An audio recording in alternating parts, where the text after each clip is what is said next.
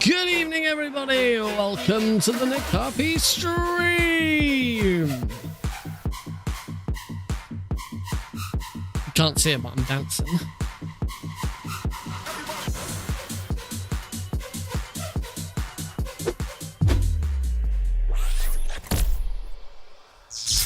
Hello, everybody. Welcome to tonight's stream. Very, very special stream. Today, I finally got the Metal Gear Solid board game. Oh, this has been a long time coming. So I'm also still in the process of tidying my desk so that I actually have some space to use. I have a lot of crap on my desk, like cans. Not a very tidy person. I'm nowhere near levels of Asmongold though, so I'm happy with that. Yes, I finally have the Metal Gear Solid board game. This was a Christmas present from last year. Heidi pre-ordered it for me for Christmas last year. It was originally supposed to come out in sort of March, April. Then it got delayed to July. No, it's not. Just let me put this in there.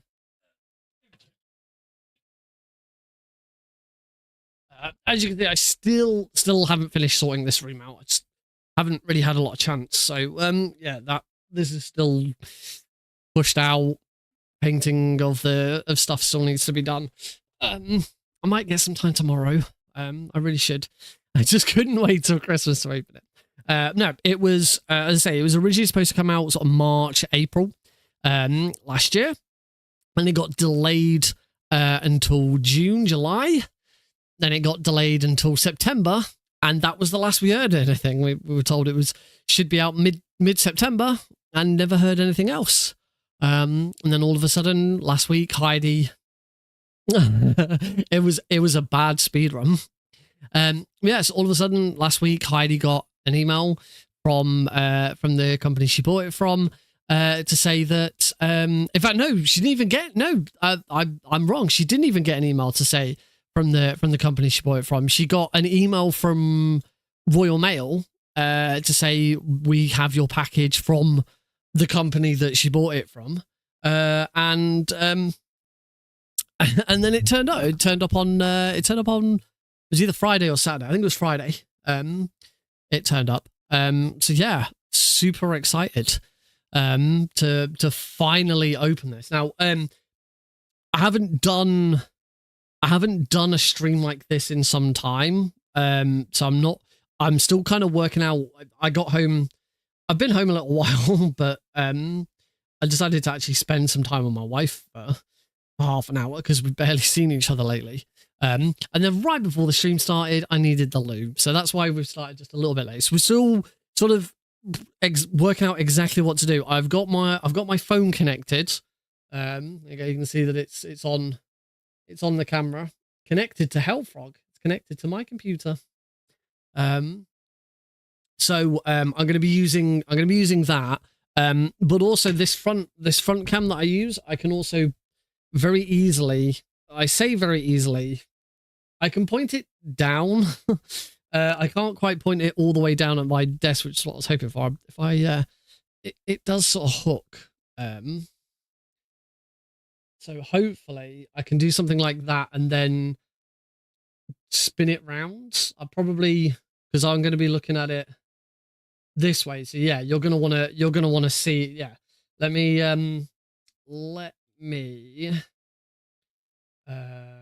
nests, edit webcams, front cam. Let me rotate 180 degrees. Oh, I think I pushed the wrong one. That's my phone. Yeah, I accidentally did the wrong one. Whoops. Rotate. Where's rotate? Why can I now not find it? Transform. Rotate 180 degrees. Wapa. There we go.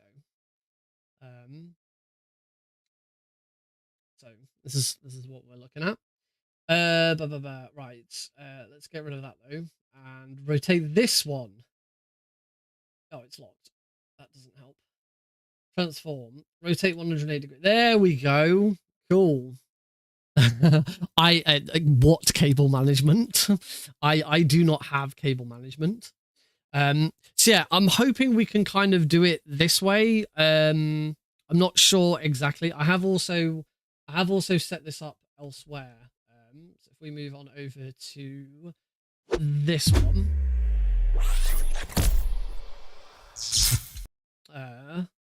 So yeah, you've now got that scene, that webcam there, and this one here, but this might not really work. Also, I haven't really set this up on I haven't set this up at all on my vertical stream. So for my for that one, I am going to have to go back to my webcam. So yeah, as you can see, properly thought out and planned exactly how I was going to do this. Clearly, I think we might be better off not using the. I think we might be better off not using the phone as the main one, and we can swap. But we can swap it whenever. So yeah, I'm gonna go back. I'm gonna go back to the webcam. I'm gonna go back to the webcam version. Although what we can do is if I now go to this one. There we go. That's probably better. So you can see the whole thing there. So if you're watching on the vertical stream, you get one view and that's it. But then I can also show do close-ups and stuff. That probably works. You can't see me, which is probably a bit. I mean, unless I do this. Whoa. Yeah, you can't see me, which is probably a benefit. It's usually nice, isn't it? Alexa, turn on the light. Okay, I'm just going to put the main light on as well because that'll give us a bit of light over the top. So let's shift all of this stuff out of the way. Not actually sure the best way of moving this keyboard. Let's take that off. And if I pull it out, I should be able to just move it up out of the way. That'll do. Get that out of the way. My mouse will try and shift all of that over there. This is extraordinarily dusty because I have not moved anything. Have I got the Hoover? I'm genuinely gonna go and get my Hoover because you simply cannot see how dirty this is because it's black. There's just a lot of dust and hair and stuff. So I'm genuinely gonna go and get my. Actually, you might be able to see it. There it is. Yeah, that's because I haven't picked my keyboard up in ages. So I'm gonna go get my Hoover. You can come with. You go for. You won't be able to hear me. Actually, you might be able to hear me if I change my. I don't know if this is gonna. I have no idea if this is gonna work.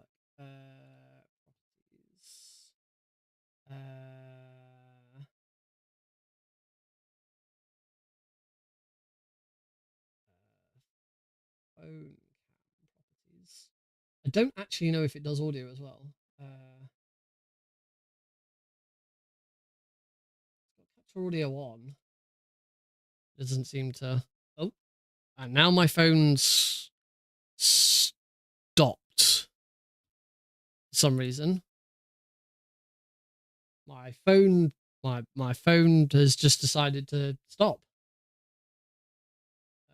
Deactivate and activate again. Nope, my phone just decided to disconnect when I was looking at. I was looking at thinking that yeah, this is pretty normal. There we go. We're back. There we go. Yeah, I couldn't find.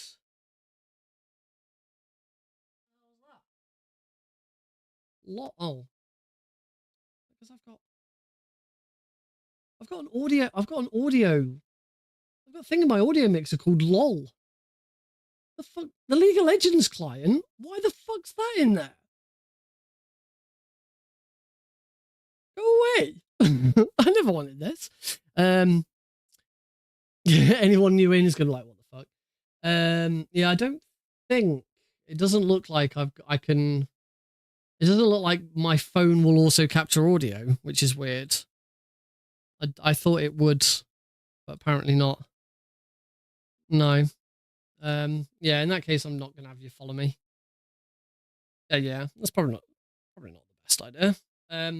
You can watch my keyboard, or look at my Stream Deck. Oh, look, it's my Stream Deck. Look, all of the soundboards are animations.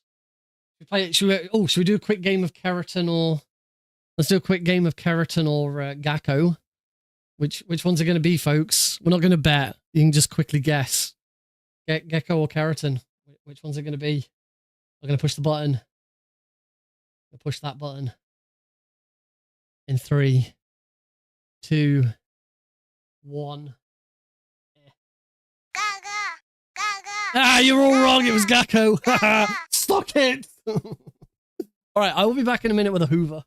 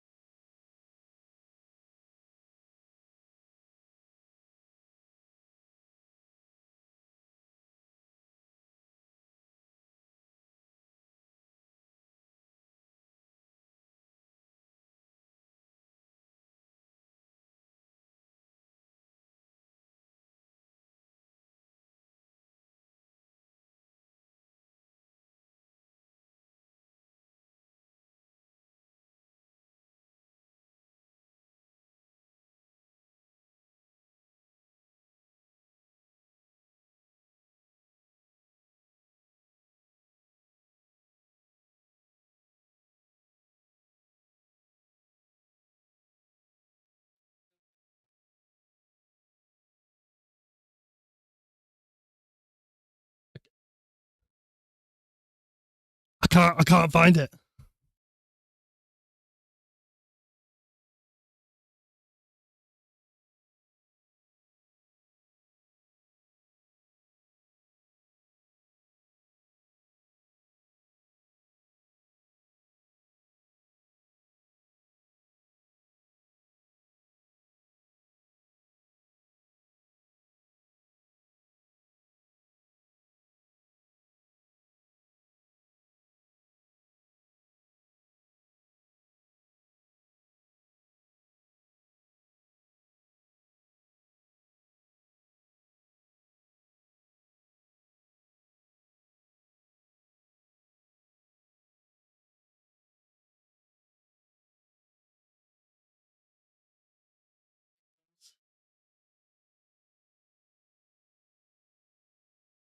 All right. Well, I couldn't find the little one that we've got. So this is genuinely mine and Heidi's. It's a very good question. This is genuinely mine and Heidi's Christmas present from her parents. I will quickly switch to this cat. There we go. I'll switch back to this cam. Yes, Heidi's parents got us a Hoover for Christmas because our Hoover sucks.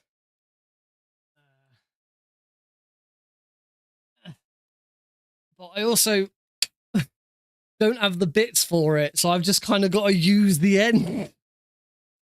This is definitely a stream. This is it. Oh. Hang on. I'll make it a bit easier.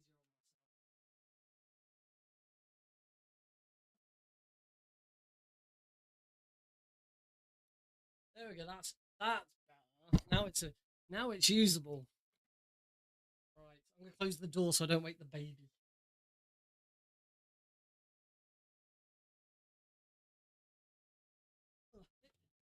Oh God. Oh. I'm bright. This is the good quality stream that you guys come for, right?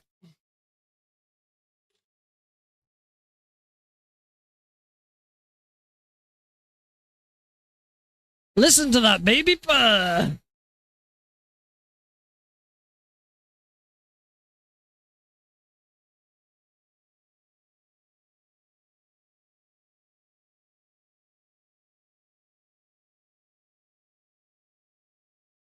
Oh yeah, that's some Hoover action right there. Yeah, that's what we love.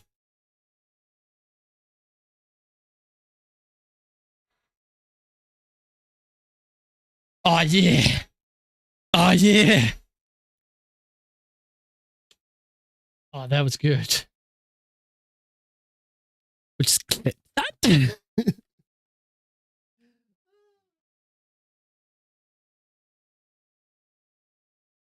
Ugh. I have genuinely gone insane, haven't I? Is there dustnik hiding? Oh, there's almost certainly dust hiding under the keys. We need that as a soundbite.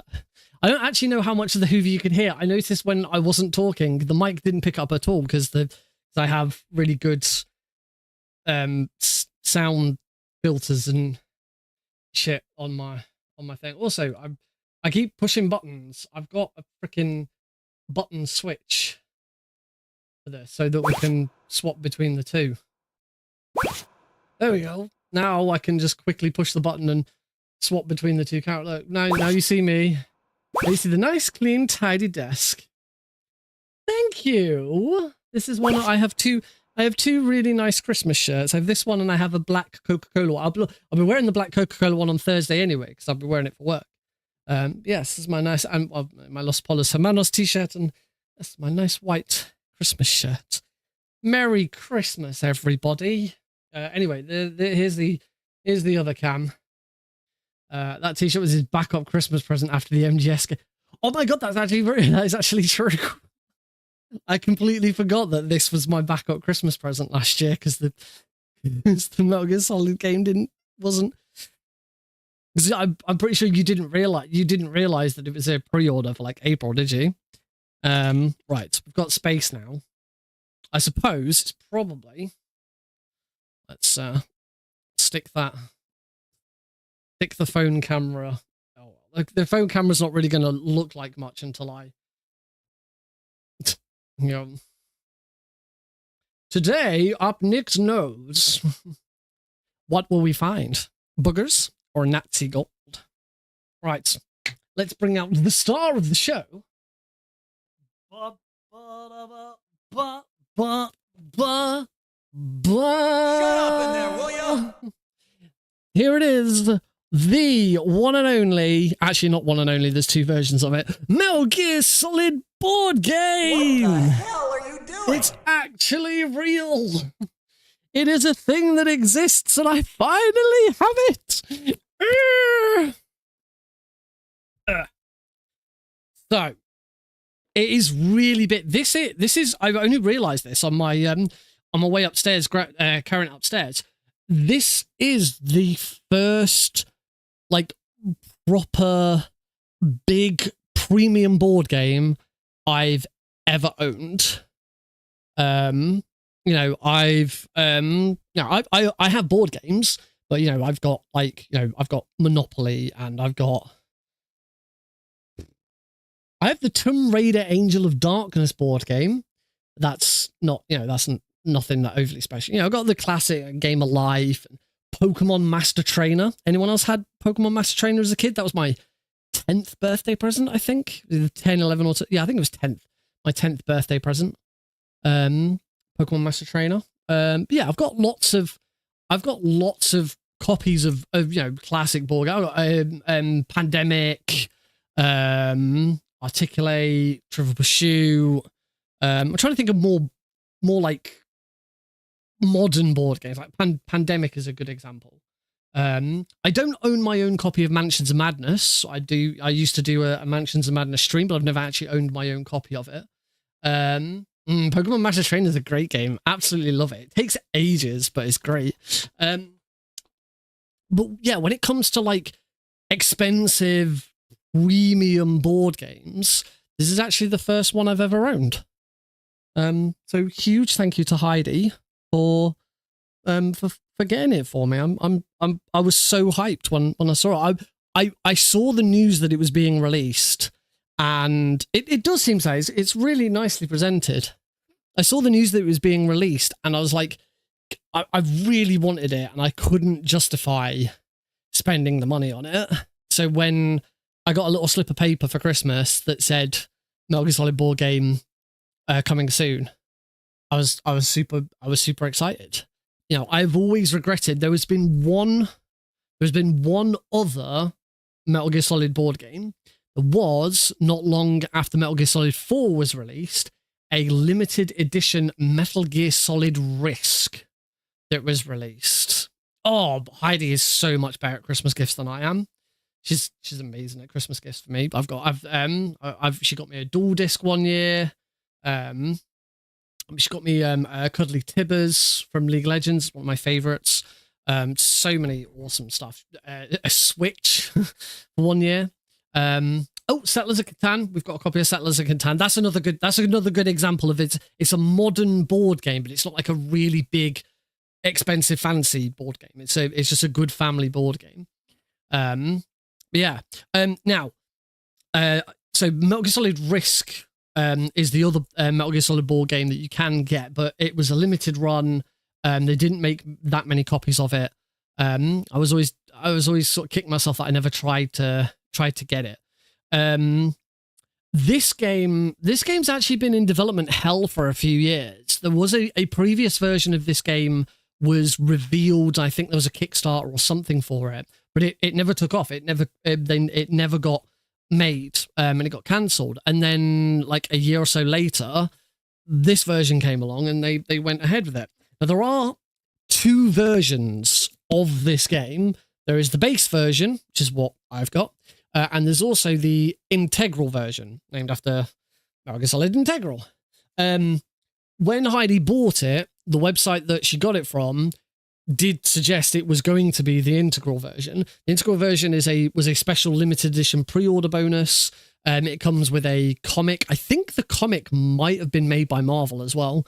But the big thing that came with it was, I think it came with some extra missions. The game is based on missions. I think there was some extra missions with it. But the main thing was a big model of Metal Gear Rex.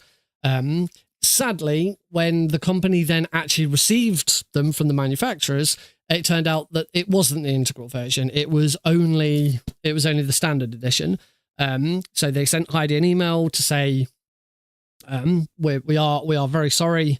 We've now found out it's not the edition that we thought it was. We didn't like selling you something that that we suggest. We're selling you something that isn't what you purchased. So your options are you can send it back for a full refund, or you can keep it and we'll give you a partial £10 refund. So at that point, it was. I mean, Heidi asked me. I said, "Yeah, just take the partial refund. I still want it." Website link. That's a good question.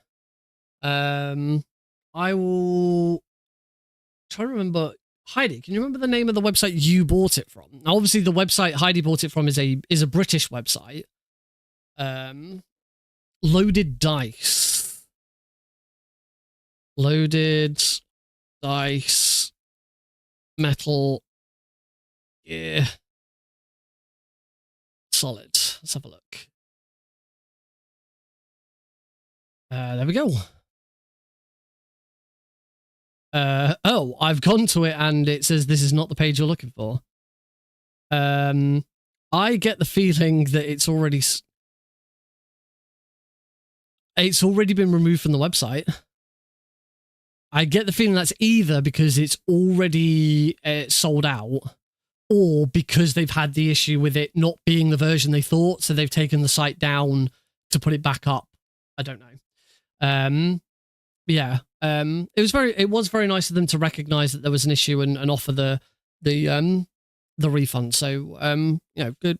Props up. It's not their fault. It was not Loaded Dice's fault that it was the wrong version. They were told by the company that made it, and they were receiving it from, that it was one version, and it wasn't. It's not their fault, but it's nice that they sort of went out their way to do it. But anyway, shall we get into this then? Yeah, let's do this. So I'm gonna swap the camera over. Yeah, shit does happen. Look what happened to my face. Except you can't see what happened to my face because my face isn't on camera at the moment. Look what happened to this thing. 35 minutes we've seen hoovering and up your nose. I told you guys, this is the good quality stream content. Did you say nerd? Not nerd, node. Oh my god, I am nerding out so much. Just trying to adjust the camera a little bit so that you get to see a bit more, but also not adjust it so much that you're just looking at my crotch, because I don't think anyone wants to see it. Unless anyone wants to see my crotch, can't imagine. It's not that exciting, if I'm perfectly honest. Let's have it. No, I'm kidding. We're not gonna look at my crotch. Right. Let's crack this bad boy open. Where to start? Oh, I suppose you might want another a better look at the box. So Metal Gear Solid, the board game, is 1 to 4 players. You can play this on your own, which is fantastic because I don't have any friends. 14 plus, which is good. I've been told I have a reading age of 15, so 14 I should be fine. And it gets a bit blurry, but that's a 60 to 90 minutes. So, Heidi's looking forward to Christmas Day when we spend all day just playing this. It is a very nice box. There's you've seen the front. Have a look at the back. Remember, whatever way up I'm looking at it, you're looking at it the same. So yeah, this is the back of the box.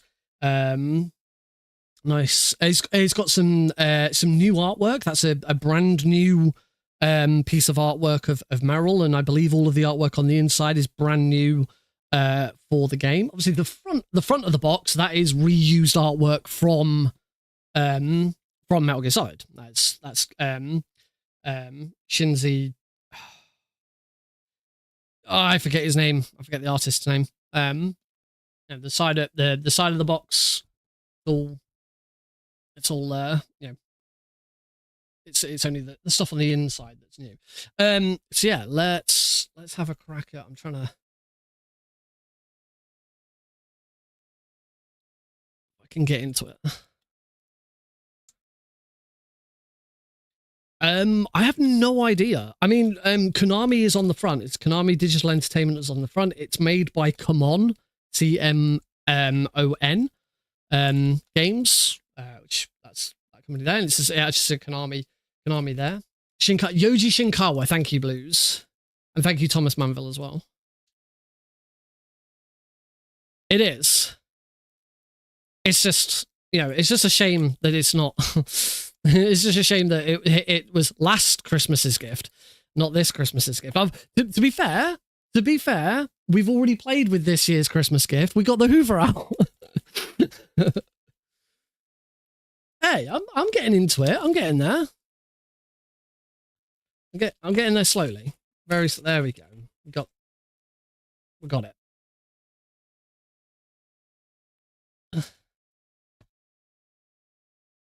Very, very glad I got the Hoover out and gave this I do not want.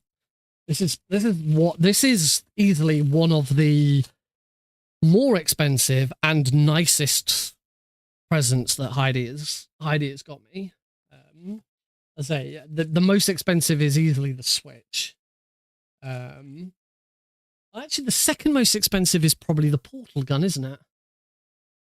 Fourth most expensive. Well, fourth most expensive. The portal gun was more expensive. The portal gun must be second. This isn't very flashbang. The portal gun was more expensive than the Switch? That's insane. Right.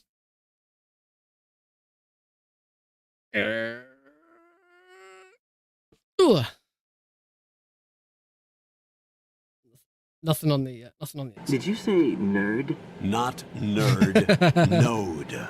£350 for the portal gun, £320 for the Switch. It was a custom made portal gun from Russia. I think it was Russian. All right, I'll give you a bit of a bit more of a nosy. Oh, free Come On content. Oh, sweet. I think Come On also makes. I think I recognize some of those games. Yeah, I'll have to have a look at that. Move that out of the way. So yes, that is a chunky instruction manual. And we've got all these wonderful wonderful pieces that are gonna pop. Look, it's the tank. We've got the tank. Got the got an exit. We've got that looks like that might be the cell. That looks like an elevator shaft. Yeah, that's an elevator shaft. We've got these are the some character figures. We've got that looks like Sniper Wolf, Snake, obviously. This camera is a bit blurry.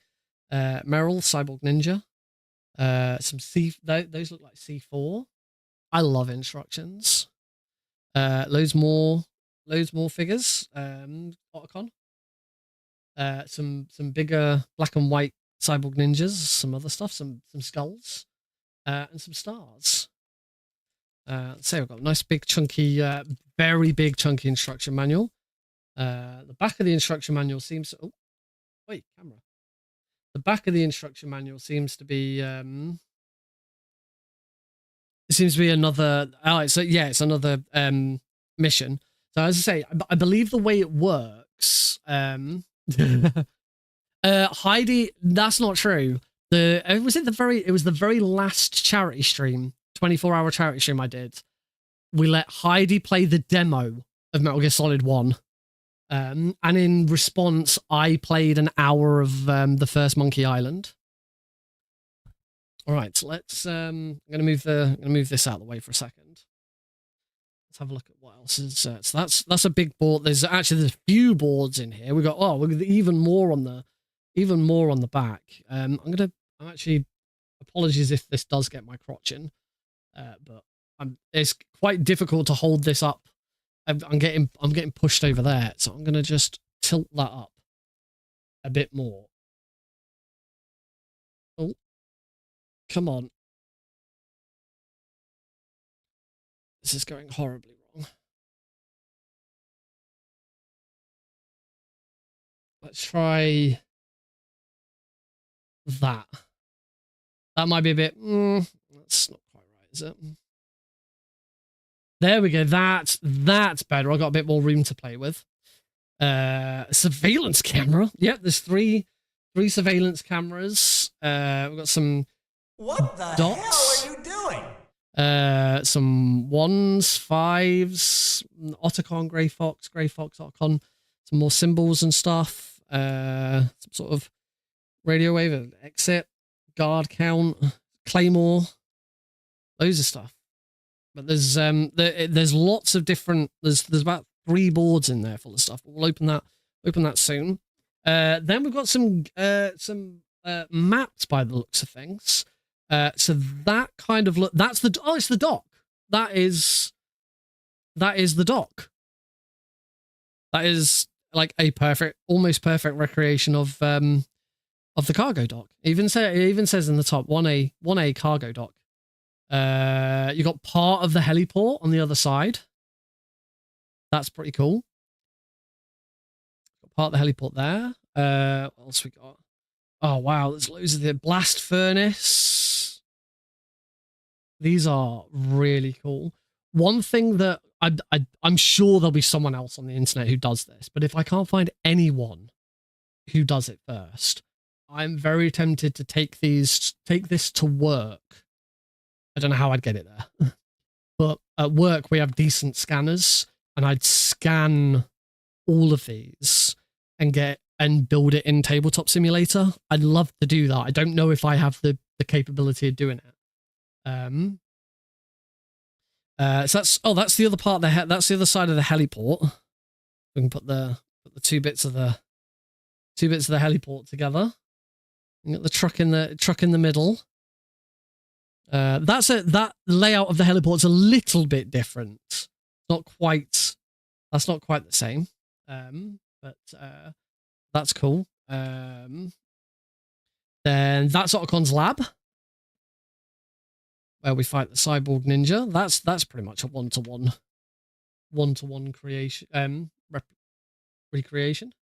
My sour you want to see the boba skip. If there is some sort of mission, I am definitely going to customize that mission so that the boba skip can be used. That's heliport C. So there's the lift, the bit where Snake starts, and all of that. We've got the interrogation room. So here's the cell. So you got the cell, cell that Snake's in. Torture machine, little toilet, another little toilet there for reasons. Yeah, the layout of that's slightly different. We've got on the other side. That's another part. The heliport's massive. I am living the best life ever because I beat the board game. So these are the holding cells. So this is where we do the guard rush fight.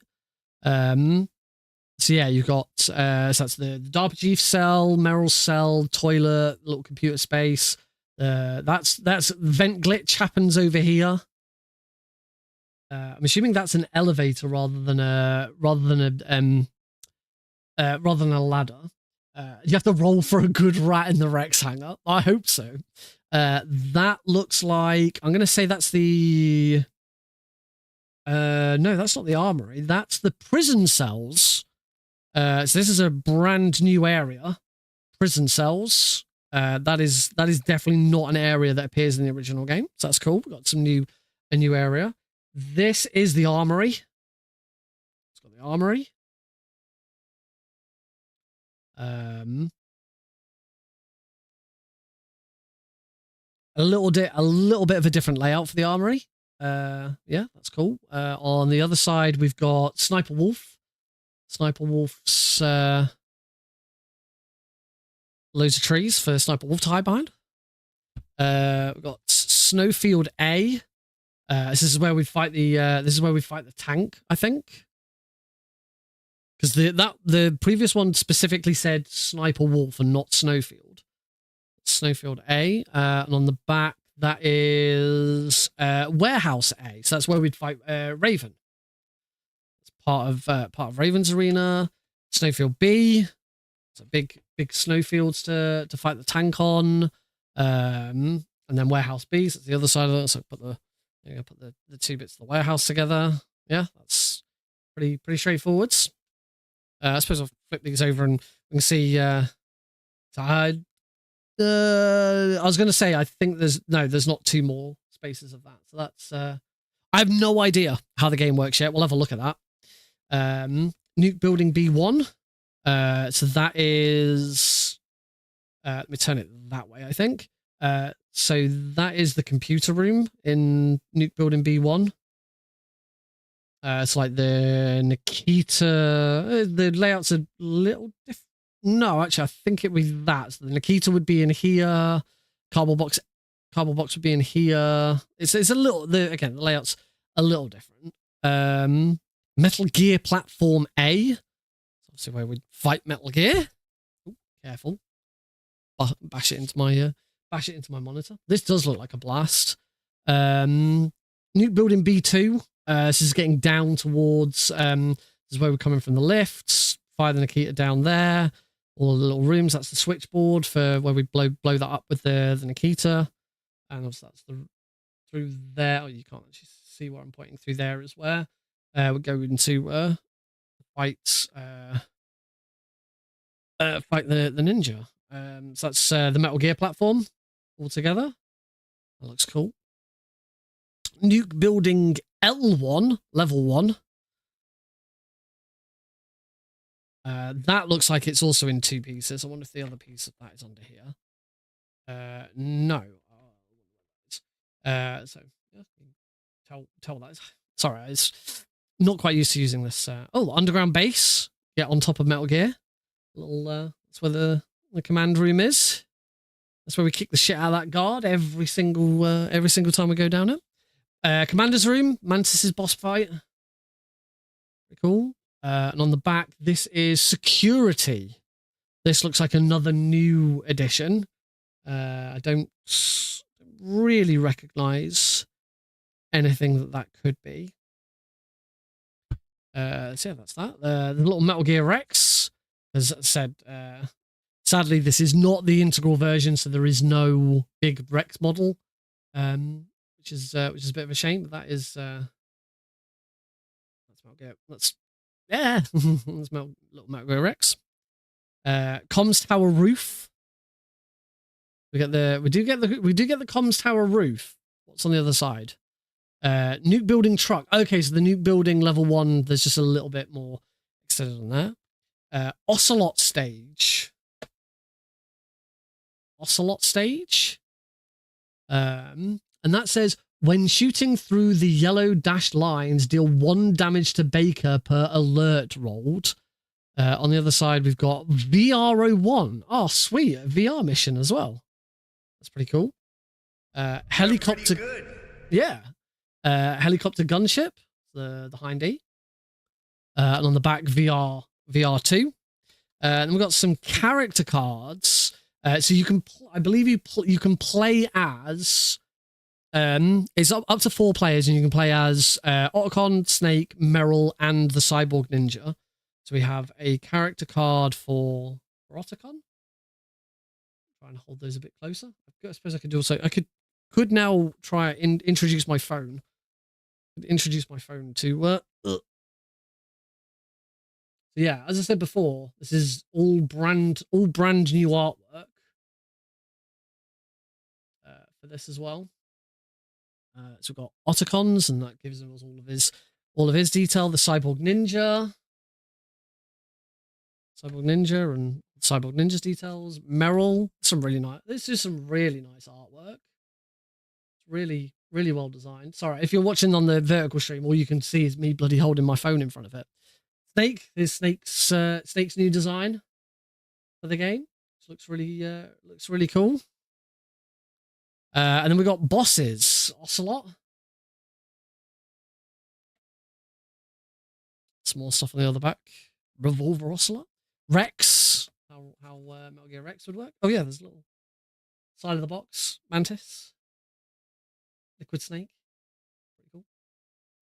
This is Rex. Liquid. I'm going to stop using my phone. It works. Liquid. Oh, the Hind D's on the other side of Liquid. The tank was on the other side of Metal Gear Rex. Ocelot was Ocelot on both sides. Oh, because there's a VR Ocelot and a normal Ocelot. Liquid, on the other hand, just gets a VR Liquid. Don't know. Mantis. Again, really, really cool artwork. Love it. And normal Mantis on the back, apparently. Sniper Wolf. Again, lovely artwork.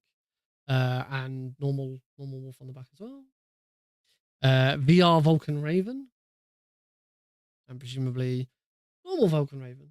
Why Liquid's the only one who only gets a VR one? I don't know. It depends exactly what it is. Guard order. These are the decks. There's cards. We've not even got onto cards yet. Guard order deck. Active guard order card. Active guard reaction card. Guard reaction deck. Oh my god, this is going to be the most complicated game I've ever played. There's a guard. Even the guard. You can't breed me. No, you can't breed. You can't breed me. I'm not here to be bred. Yeah. Oh, excuse me. Then all right, let's keep going. Nice plat. This is all very, very well protected. I will definitely keep this. I'm not going to throw that away. I knocked the box over. Well, why? Lots of dice. That's a lot of dice. A lot of black dice, a lot of white dice.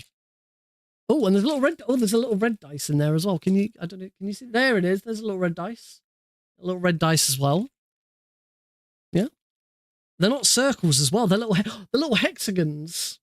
They're like Metal Gear Solid hexagons.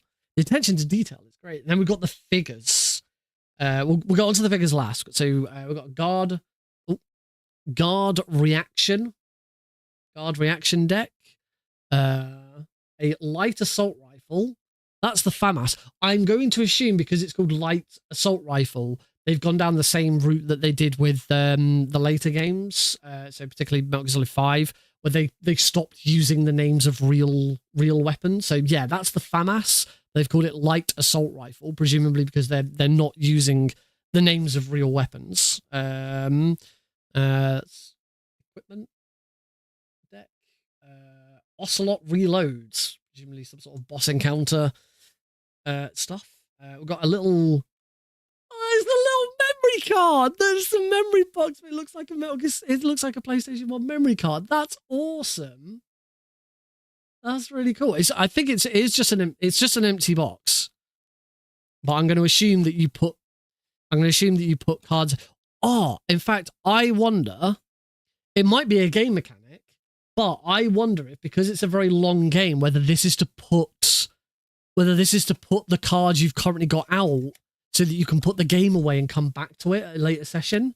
So this is your memory card to save your game and come back to it later. That'd be awesome. If that's what that is, that's brilliant. That's fucking fantastic. Right. But I am going to use my phone for the figures. These are very, very detailed. So we've got if I can get I've got my phone. First of all, I've got my phone upside down. That's better. We've got.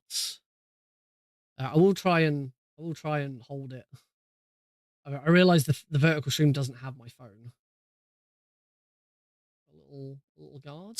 I might try and get my phone to be the main. Yeah, I'm gonna swap this so that my phone is the main thing for the moment. Which means you've got my phone twice if you're watching the main stream. That doesn't look very good. Let's. I have a solution for that.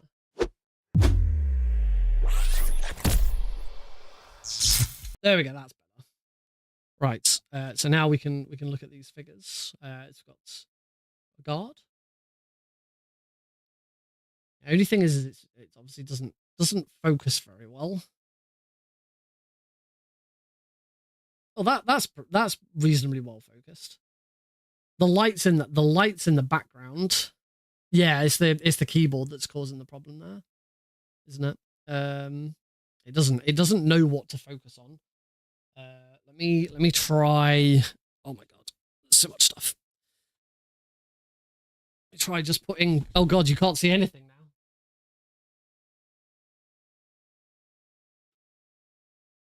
I have a plan.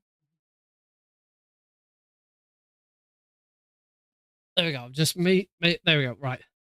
Making some space because I think the best way of focusing on these is actually going to be to like put them there. There we go. That's focus. Oh. What the hell are you doing? Yeah. I don't have effects. Stabilization. Trying to see if any of the effects auto framing doesn't help. Soft focus, that might help. No. Blur. No, blur makes it actively worse. Yeah, there's no like focus options or anything. Put your hand behind. That's not a bad idea.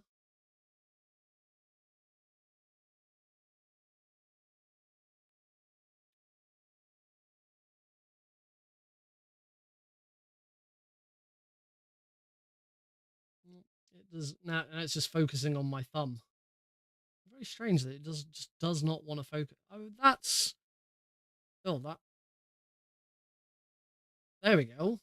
That's better. Yeah, it's gonna be far enough. Yeah, it does just need a. What if I put him on his side? No.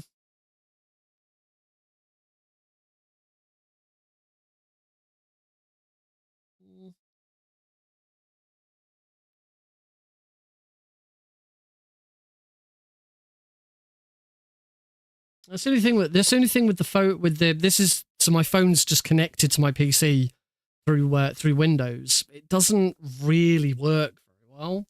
Let's go back to this and I'll see if my webcam does a better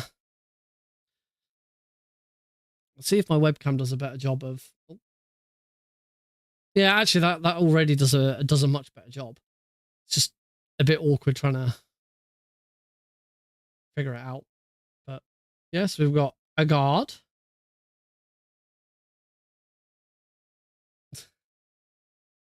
I'm not used to this kind of movement. So we've got guards. There's twofold. There's 6 guards like that. Then we get another guard who looks like that. And then we get another guard. Oh no, we get six of each of those guards. And then we've got the bosses. So that's sick. That's liquid. That's really nice. There is so much detail in that. I know I'm doing a really, really shit job of trying to keep this in frame, but that is really, really detailed. Look at the abs. Look at the detail. Those chiseled abs. That is a thing of beauty. So yeah, we've got liquids. We've got Vulcan Raven. Vulcan Raven. That's pretty cool. If I was any good at painting, I would probably paint these, but I am shockingly bad at painting, so I am not going to paint these. Oh yeah, these are very much based on, not based on the original Metal Gear Solid. I mean, it's more based on the artwork than anything else. So. Sniper Wolf has a very slightly bent BSG-1. Like a gun's just slightly bent. I'll have to try and see if I can unbend that without breaking it. But yeah, Sniper Wolf with a wolf. So you know it's Sniper Wolf. Psycho Mantis with his powerful psychic abilities. He's on like a little structure.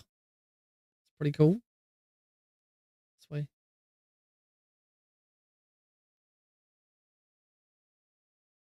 And Revolver Ocelot. Little Ocelot figure with the 2 guns. Focus camera, damn it. These are really, I say, so detailed as well. These are not shoddy in the slightest. Very well detailed. I'll try and use my phone camera afterwards to get a better view of them. Then there's a little cardboard. There's 2 little cardboard box. 2 little cardboard box figures with feet underneath. I'm assuming they're both the same. They are, yeah. He's got these little feet. These little feet underneath. So and they step. Oh, sugar! Knock the box. So I'll show it off better with my phone. But because of the feet, they don't lie flat. They like lean up slightly. Let's say with my phone, it'll be a lot easier to see. And then this is Meryl dressed in Johnny's That's Meryl dressed in Johnny's uniform, I believe, because it's blue. All of the good characters are blue. So I'm going to assume that's Meryl dressed as Johnny. I'm looking at the ass and it's not clear. Yeah, that's what I would assume. That's certainly what I would assume that is. Shut up in there, will ya? Never. And then we've got Otacon with his laptop, which is funny. They've given him a laptop. Otacon never has a laptop in the game. I don't think I've ever seen Otacon. Has Otacon ever had a laptop in any game? Have we ever seen Otacon with a laptop? I mean, I don't care. It's cool. It's still a cool model. That's not my issue. No problem with that. Then we have got Meryl, not in Johnny's uniform. She's dual wielding.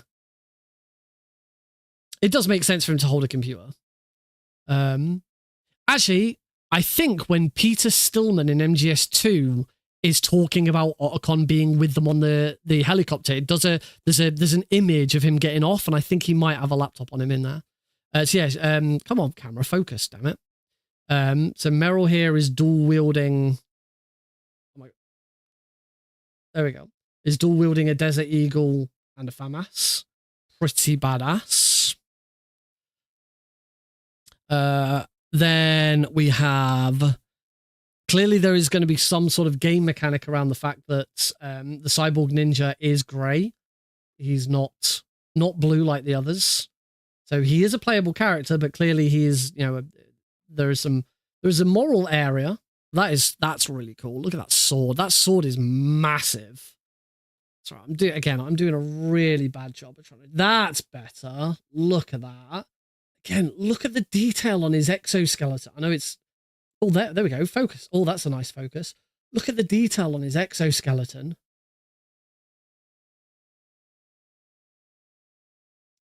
That is so nice. I'd love to paint them, but I am so bad at it. I would do a really, really bad job. I don't dare touch these with paint. And then, of course, finally, last and certainly not least, is the man himself, Solid Snake. There's SOCOM and silencer, bandana. Again, the attention to detail is just incredible. There's a little cardboard box under his feet as well. So good. Very, very nice. Yeah, now that I've put them all down, I'll switch back to my phone camera. It's not going to focus very well. Yeah, you sort of get a better idea of how they all look stood up. And this is what I was saying about the cardboard boxes. The cardboard boxes, because of the feet underneath them, they don't lie flat. They like come up slightly, and that's really cool. They look really three-dimensional as a result, because actually, it looks like someone's underneath them rather than they could have just been flat. There's our heroes and our grey moral ground villain. So the only things we haven't looked at the instruction manual yet. Let me just swap back from this camera. We haven't looked at the instruction manual yet. We haven't looked at any of the cards yet. So I think we'll have a look at some. Actually, we'll look at the instruction manual, and maybe that will give us a bit of an idea of what we're going to look at when we see the cards. So first thing, I'm going to put all of these back, because again, I really obviously, as I said, this is the first like really good proper board game I've ever had. I do not want to damage it in any way. I'm not even sure I dare play it. I'm taking a risk getting it out. They all fit back in. They all have their own homes. If I can work them all out, there's reasonably easy to tell which one goes where. That must be. Was that no? No, I don't know where Liquid goes. I'll try and figure out some others. That Sniper Wolf. That must have been. Ocelot. Ah, that's in the wrong. I think that's in the wrong space. Yes, that's in the wrong space. That guard goes there. Liquid goes there. That guard goes there, and then that guard goes there. I don't know what was in these slots. I don't know. I don't know what's with those slots. Those slots I don't have anything to put in them. So let's put this to one side for the moment. And have a look at this nice glossy. I say glossy, it's in a plastic bag. It might not be glossy. I'll keep the bag. It can definitely stay in the bag. Oh, it is glossy. It's more. There's more than one thing in here. Keep the bag to keep it all nice in. So there are. Okay. So we've got four different little books. So we have VR missions, Codex, Rulebook, and Shadow Moses campaign. And they're all just different colors. Lovely. This is really nice, you know, because you're right. You don't get, I mean, I've seen board games now where you get the slightest bit of an instruction manual and then it's a QR code to check it out online. You know, or the instruction manual's on the back of the box. But, this is, look, it's so nice. I guess the other, have I got everything? 6 boss dashboards, memory box, guard dashboard. Yep. I couldn't have seen anything. I couldn't have seen any space for anything else. So I'm pretty sure it's definitely all here. Players may use the codec to learn information during a mission. Player finds a codec number on a game component. Use that number to look up its codec entry to learn more about it. Keep an eye out for codec numbers throughout Metal Gear Solid the board game to discover a secret or two. I wonder if there's a codec on the back of the box. Is it? Oh my god, please tell me that there is a codec number on the back of the box.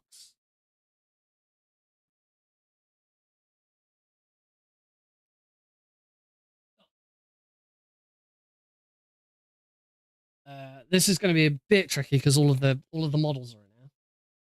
You know what? I'm just going to look. I'm just going to look myself, and I'll tell you.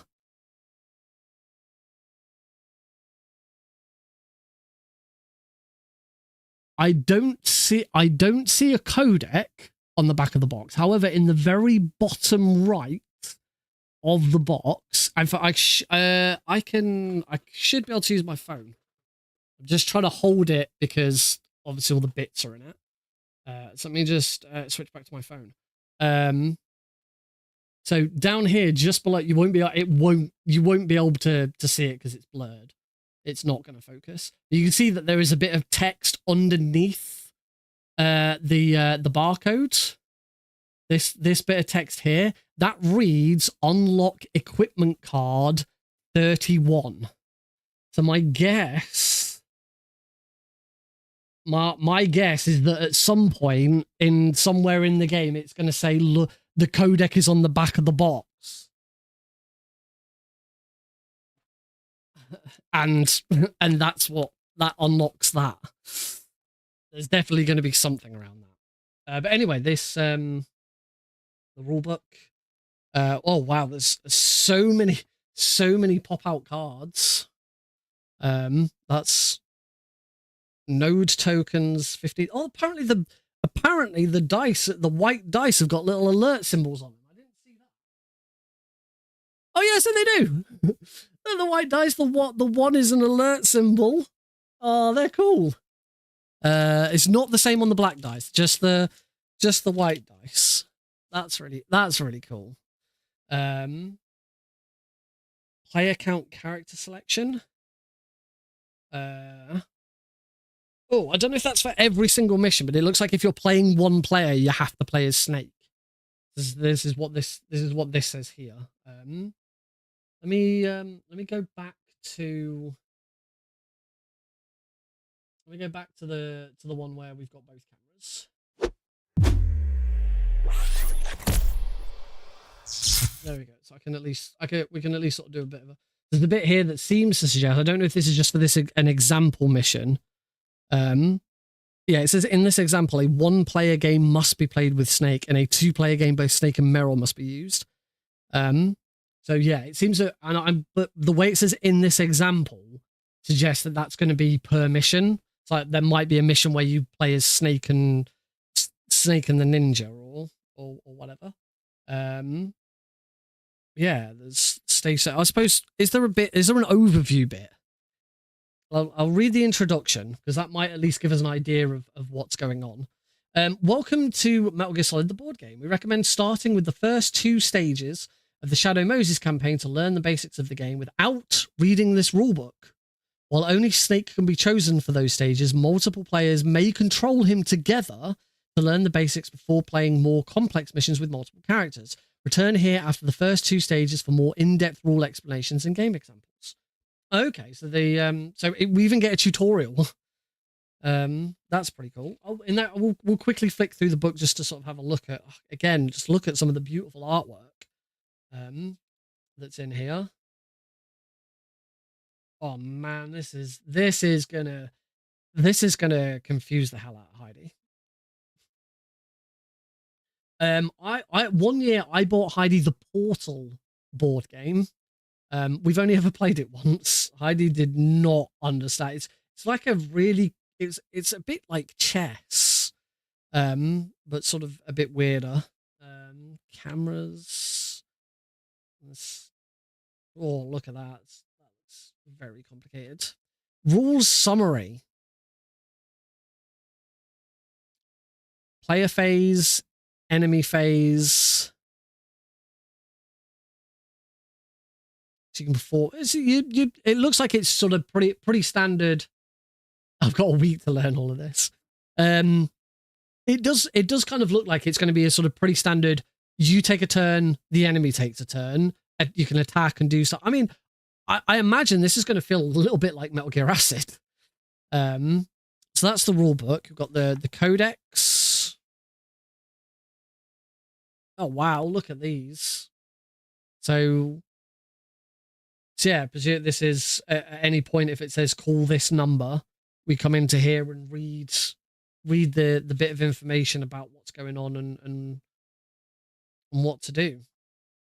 There's another rules summary on the back. So oh yeah, that's the same rules summary. So each player can have a rule. Does it have that on the back of all of them? No, the back of these had different. So these are all of the missions. So the VR missions. So it gives you an overview, your team roster, your recon, about what to do beforehand. Once I understand how it works, I will definitely do a stream at some point where I actually play this on stream. I will make sure that I get ahead and work out exactly how I'm laying it all out, not just sort of go into it half blind like I did with this. This scenarios book, this campaign book is massive. By the way, this book is 52 pages long.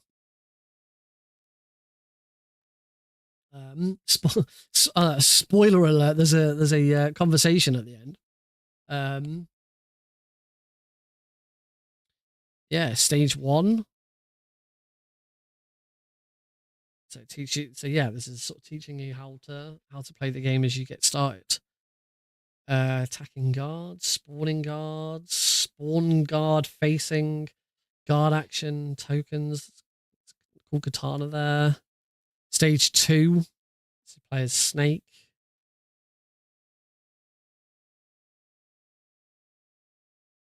Encounter, stage 3, sneaking stage. It gives you a rough idea of how long each session will take as well. The first stage should take you 30 minutes. This is so nice. This is not something like this. It could have been so easy to do a really quick job of it, but it is so clear that so much care and attention has gone into this. This is beautiful. So and this isn't just a crappy book. This is glossy. This is This is a really nicely put together piece.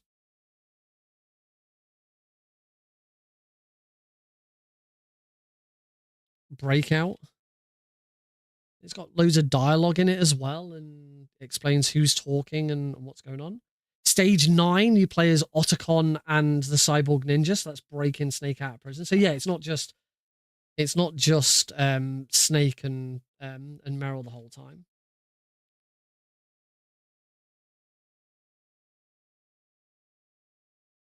Sniper Wolf's boss fight. Cutscenes, different cutscenes depending on outcomes, presumably. Prophecy's Wings. It does seem like the most of it is it's Snake, Meryl. Otacon's always last.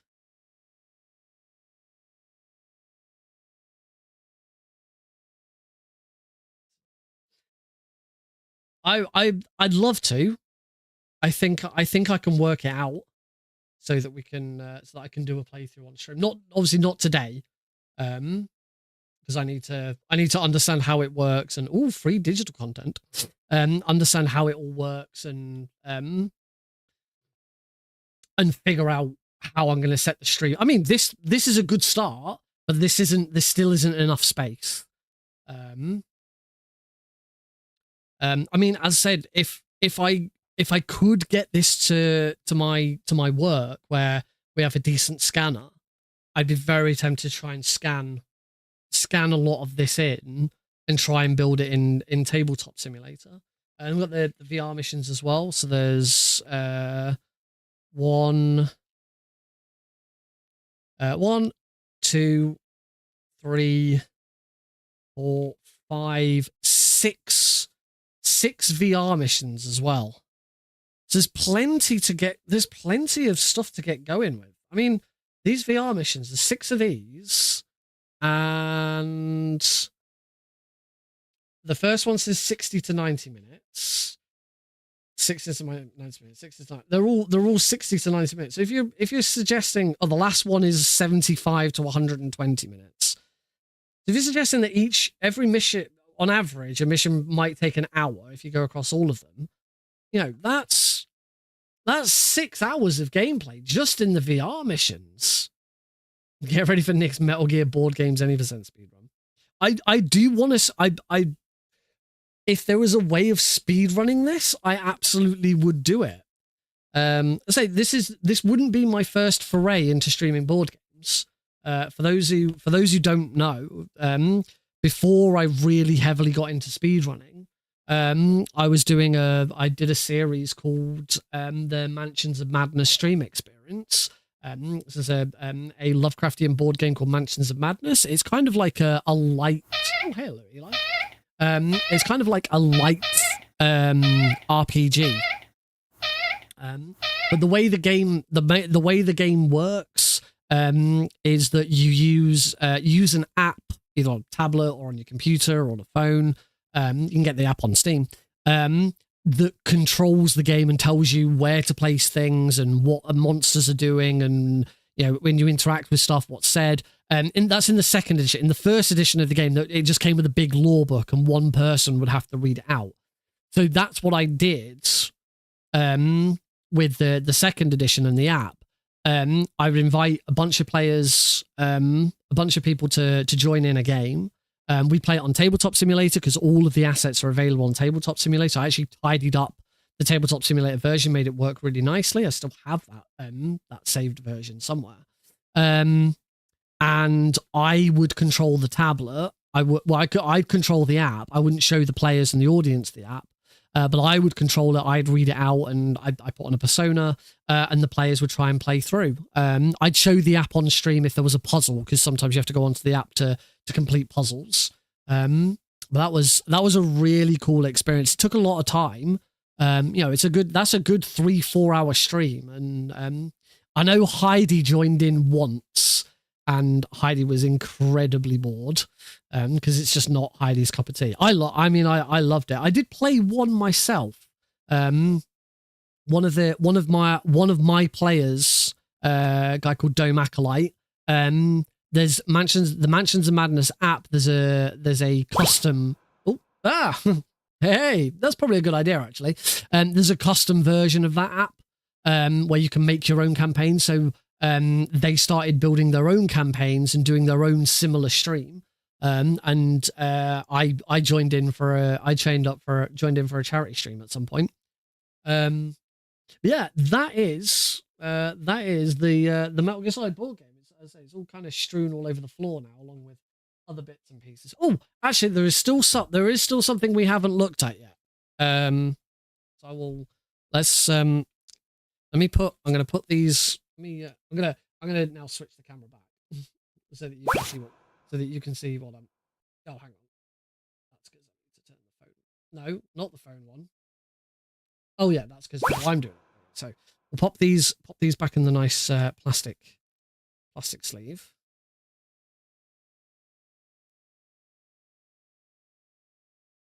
Carefully. I'm so glad I got the Hoover out at the start. That would not have been nice. That would have been very upsetting.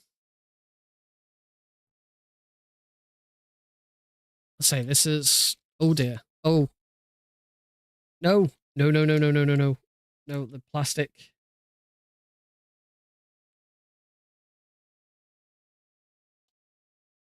There's a slightly, it's okay.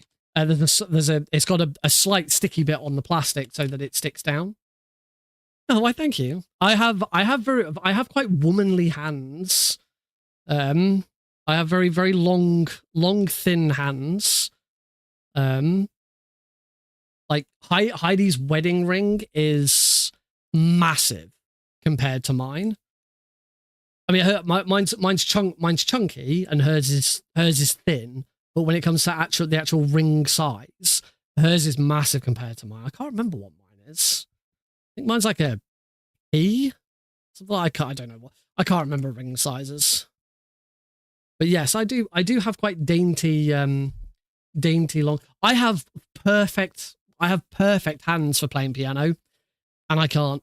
I did learn electric keyboard at one point. I can play, I can play the can. I can play Mary Had a Little Lamb. I can play Metal Gear Solid. But yeah, nothing over the top.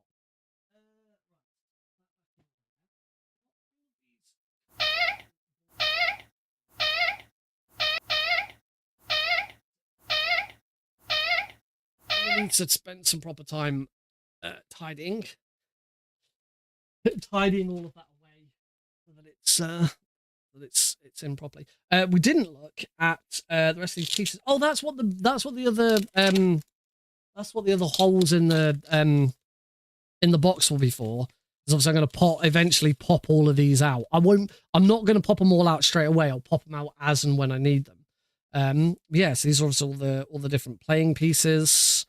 As at the moment, no idea what they all do.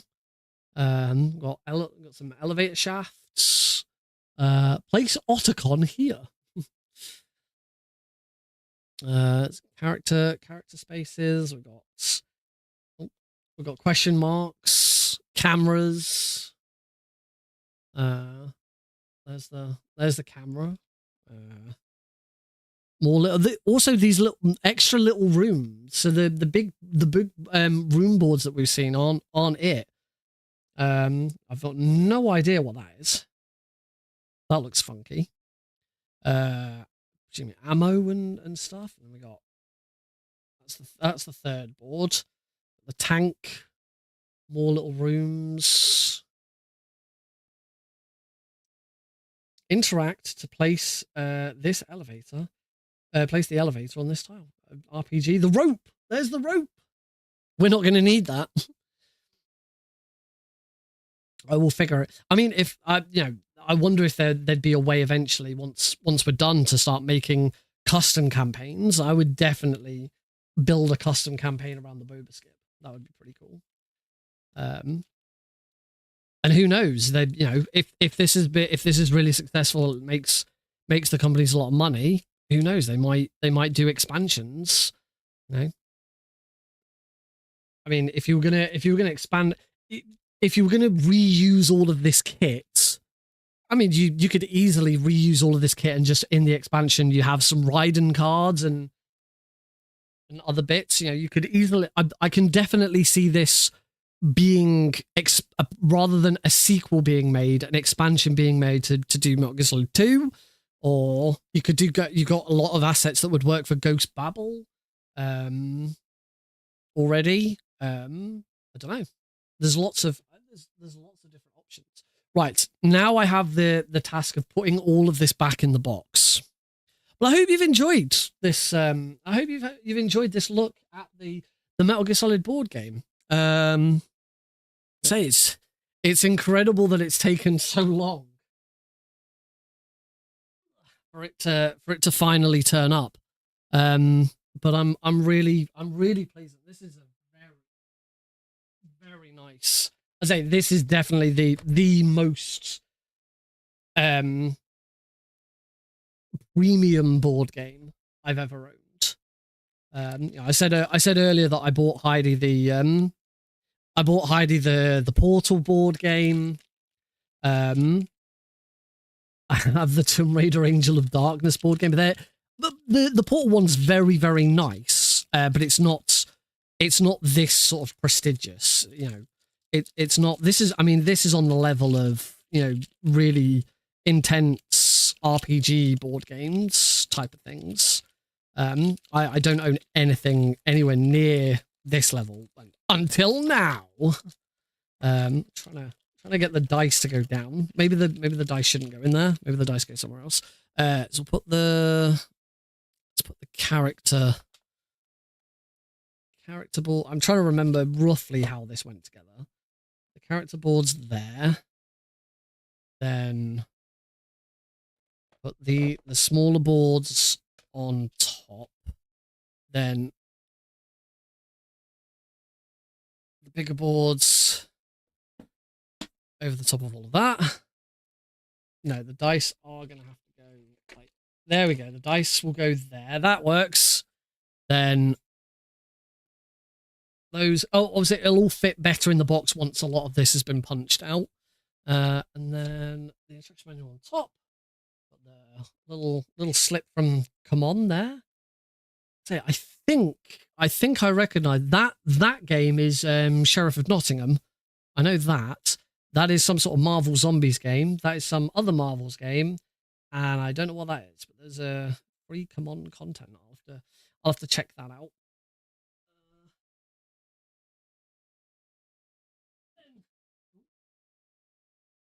Oh, heck. There's this big bit of plastic. I forgot about the big bit of plastic that's supposed to go in as well. Oh, my headphones keep falling off. How did the big bit of plastic go in? Heck. I think I'm gonna need to take all of these out again.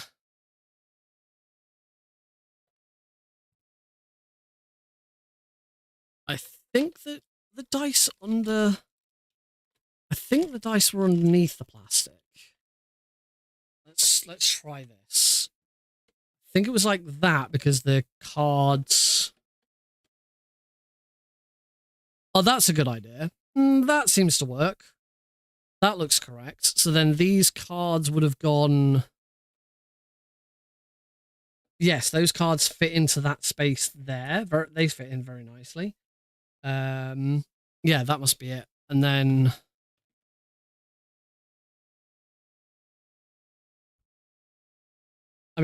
then after that, there are some small ones of these that fit into these gaps here. Just put that on top. Put that on top. There we go. That's good. There we go. And on goes the lid. Oh, I haven't. There's still more art. There's still all the artwork around the outside. I'll swap over. There we go. I'll get my phone one back out. So we saw. Oh, hang on. just so the vertical stream can see this as well. So we've got Psychomantis, Liquid, get some really nice looks at these new this new artwork. Sniper Wolf and her wolf. Vulcan Rave. And then on the other side, Ocelot. Ocelot looks a bit cartoony, doesn't he? He looks a bit like, I don't know, he's giving me uncle vibes from Jackie Chan. It has got a very comic aesthetic. Cyborg Ninja. Eli, Eli as well. And then there is one more side, which is I need to twist the box around to get to the back as well. Oh, then we got our protagonists. Wonderful. Well, that was really cool. That was pretty awesome. I will definitely, if you didn't see all of that, if you only joined like partway through, I will definitely put the VOD on YouTube, so people can check it out. It's not the first unboxing VOD I've got on YouTube. I did an unboxing. Sorry, I just realised you guys can't see a thing. There we go. I did do an unboxing video on.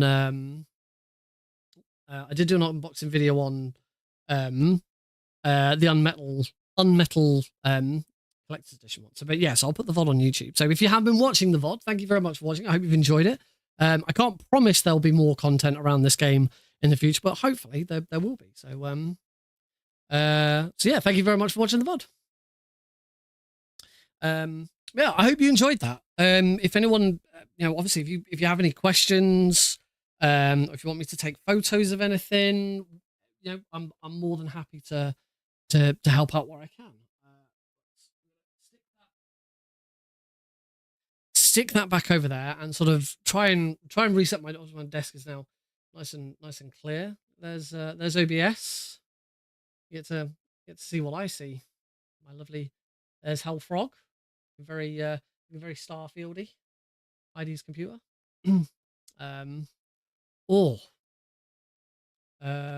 Yeah. Window. All these all these boxes are now up, but I still haven't filled them with anything. Anyway, let's work out where I'm going from here. Where am I going from here? Right, I'm gonna turn my phone off. I need to reset. Ooh, you get a weird phone. You get a weird phone icon now.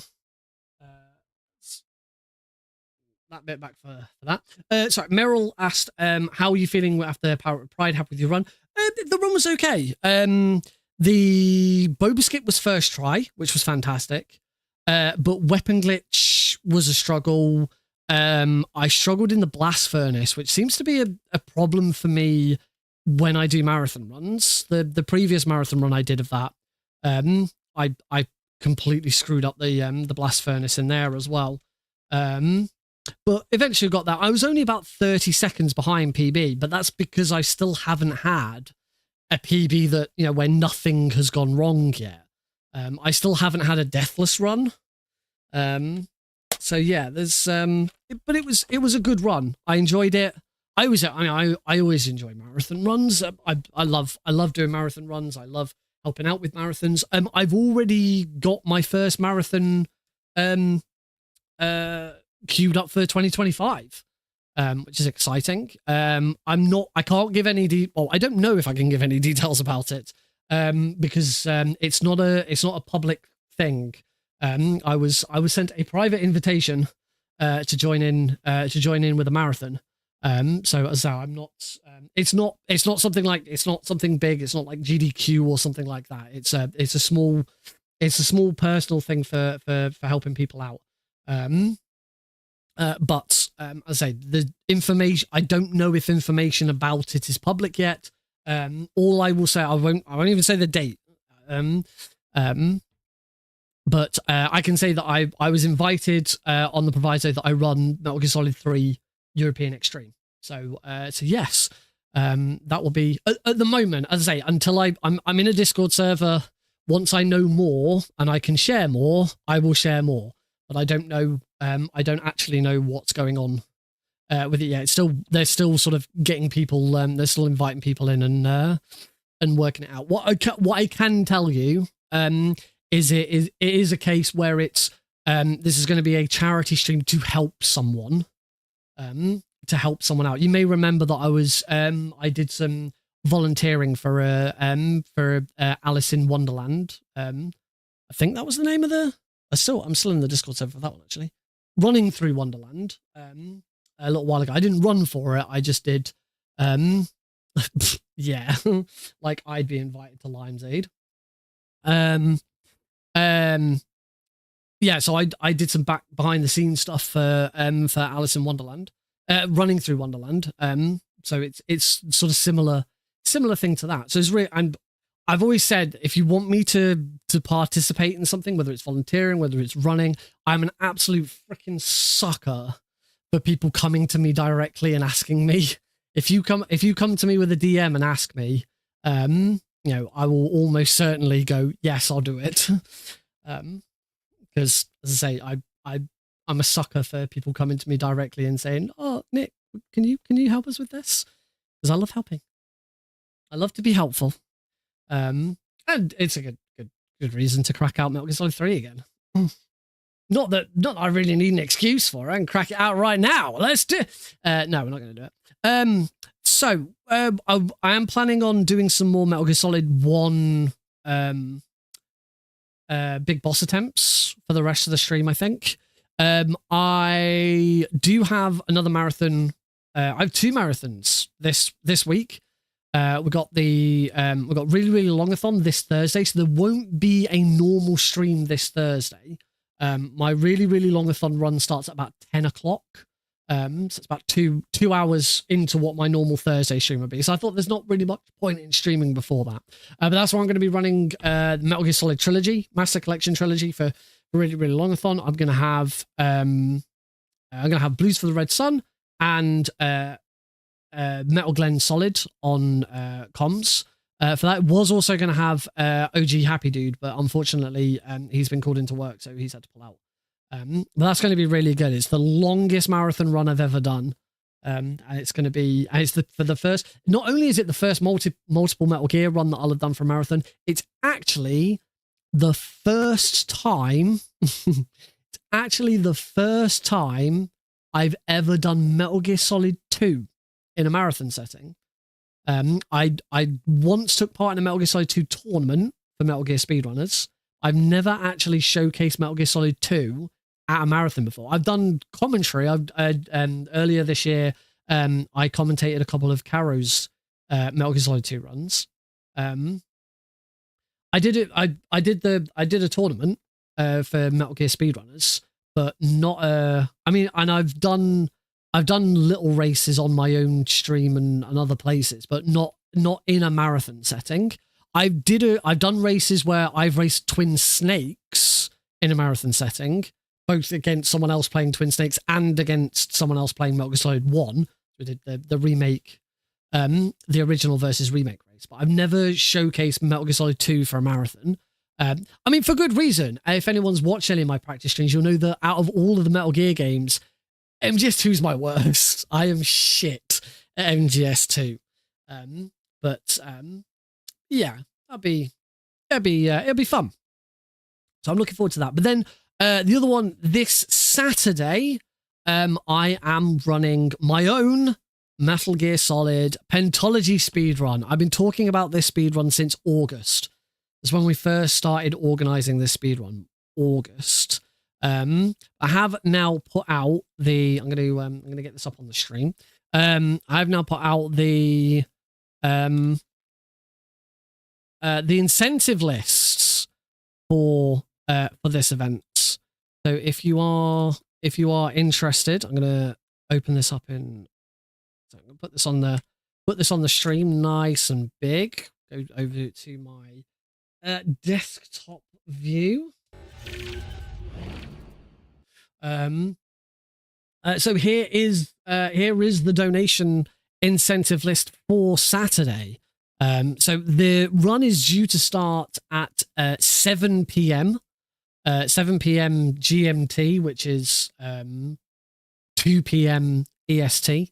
However, if we can hit £250 before that stream starts, silence in a bit. Thank you very much for contingent alert. If we can hit £250 before the stream starts, and we're at 100, we're like 105 something, so there's less than £150 to go. If we can hit £250 before the stream starts, well, I say before the stream starts, like 6 hours before the stream starts, we're going to start 6 hours early. So instead of starting at 7 p.m., I'm going to start at 1 p.m. And it's going to be a 12-hour stream, 1 p.m. through to 1 a.m. instead of 7 p.m. through to 1 a.m. So yeah, if you do want to see the stream go on double, if you want to see the stream double in size, then make sure you get some donations in early and help us hit that £250 milestone. £100 later, £350. I will sing Snake Eater every time we do the ladder climb in MGS3, and it particularly if it goes to a 12-hour stream, then I'm gonna be doing the run twice. So if we can get to £350 before the end of the first one, I get to sing it twice, and I will do some other song requests as well. I can't think of exactly what other songs there might be, but I will let you guys are a creative bunch. I'm sure you could think of some stuff. So yes, other song requests I will take, but at the very least I will sing Snake Eater during every tower climb, every ladder climb, if we hit £350. At £500, you, my dear viewers, the community, get to decide what game I learn first in 2025. We've been talking for ages about different games that I could learn. Which Metal Gear game I'm going to learn next. Is it going to be Phantom Pain? Out of the three, Phantom Pain is the top of my list. Is it going to be Snake Eater 3D? Is it going to be Peace Walker? What about other games that aren't Metal Gear related? I know last week we talked about me going back to Crash Bandicoot from the Insane trilogy. Splinter Cell's been on the list for a while, but if we hit £500, you guys will get the choice. You can make your own suggestions. We'll do votes, however it works. Everyone might just go, yes, we want you to do this. Did you mention Happy Feet a few streams back? I didn't, but I've seen someone else. I saw someone else bringing up Happy Feet on Blue Sky recently. But yeah, obviously it has to be within reason. It has to be a game I can access. It can't be something that's going to cost me loads of money because I don't have a lot of money. So yeah, we'll work on it. But obviously that only happens if we hit £500. £750. I will pledge to make a YouTube video series that at least covers each game in the Master Collection. I've had ideas for this video series for a while.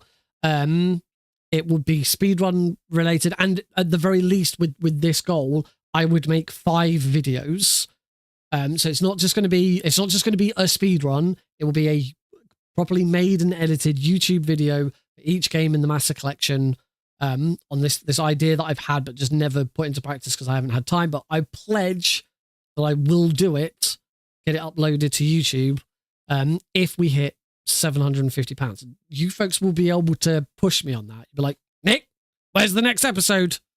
Get it done. You said you'd do it. We gave you money. We gave money to CA Central UK. Make those videos. Excuse me. I am planning on learning how to use DaVinci Resolve as well, because I'm sick and tired of I've gotten to the end of my tether with I can't remember what the bloody hell. Vegas. I can't use Vegas anymore. It's just shit. It crashes. The videos don't play very well, and yeah, it's just annoying to work with anymore. And then finally, the big stretch. Well, I've put this here because I genuinely don't think we're going to hit £1,000. I've not put as much effort and as much feelers out as in previous 24-hour streams. I have hit £1,000, but it has been over 24 hours. So this is a very, very much a big stretch goal, but you never know. You folks are good. You might get it. If we do hit £1,000, I will add an extra 12 hours on to the end of the stream. So that does mean if that we do hit the £250 milestone before the start of the stream, it will become a 24-hour stream. If we haven't hit the £250 mark, it will become an 18-hour stream. So yeah, with the milestones that we've got, it's either going to be a 6, 12, 18, or 24-hour stream. You folks have the opportunity to determine how long this stream goes on for. Obviously, the longer the stream goes on for, the more chance there is to make money and raise money for City Sanctuary UK.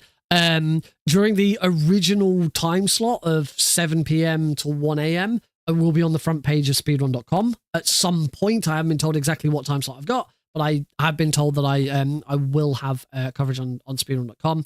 And the longer the stream goes on for, the more attempts we get at it. That's not to say if we go for 24 hours, I'm going to do it 4 times. We'll do some other stuff as well. If we went for 24 hours, I'll probably do it 3 times. Then we'll do some other stuff as well. You know, we'll play Jackbox. I might play Marvel Rivals because I'm playing that a lot at the moment. And we might do some other speed. I might do a Keratin run so that I can sing Snake Eater a bit more. We might, I don't know. There's loads of other stuff that we could do. I do actually need to have some sort of plan for what happens if it becomes a 24-hour stream, because I put a lot of planning into my 24-hour streams. I don't want to do a 24-hour stream. I think the second 24-hour stream I didn't go into. We could do a Klonoa run. That's a very good option. I think it was the second time I did a 24-hour stream. I did not do a full plan, and I kind of went into it on a whim, thinking we'll just sort of see where it goes and make it up as we go along. And that was a huge mistake. Very, very big mistake. Ever since then, I've had a strict plan for exactly what I'm doing every single time. So yeah, if you want to see it be a 24-hour stream, we need to hit £250 before the stream starts and £1,000 before the stream ends. Of course, all of you can type in !charity into the stream to get your donations in. Anyone who does donate, there will be multiple chances to win games from the Game Vault, and we'll do other things as well. You know, there's going to be lots of fun. It's going to be silly. It's going to be serious. It's going to be. I'm gonna have a lot of fun times. Hopefully, and hopefully you will too. We'll see. Right. Let's take a very, very short break so that I can set Metal Gear Solid up. I could also do with the loo, and I could do with the drink. I've been talking a lot. So I could do with the drink. So we're going to go for a short break. And when we come back, I'm gonna do a couple. Hopefully I should have time for a couple of Metal Gear Solid Big Boss attempts. So don't go anywhere. We'll see you very, very soon.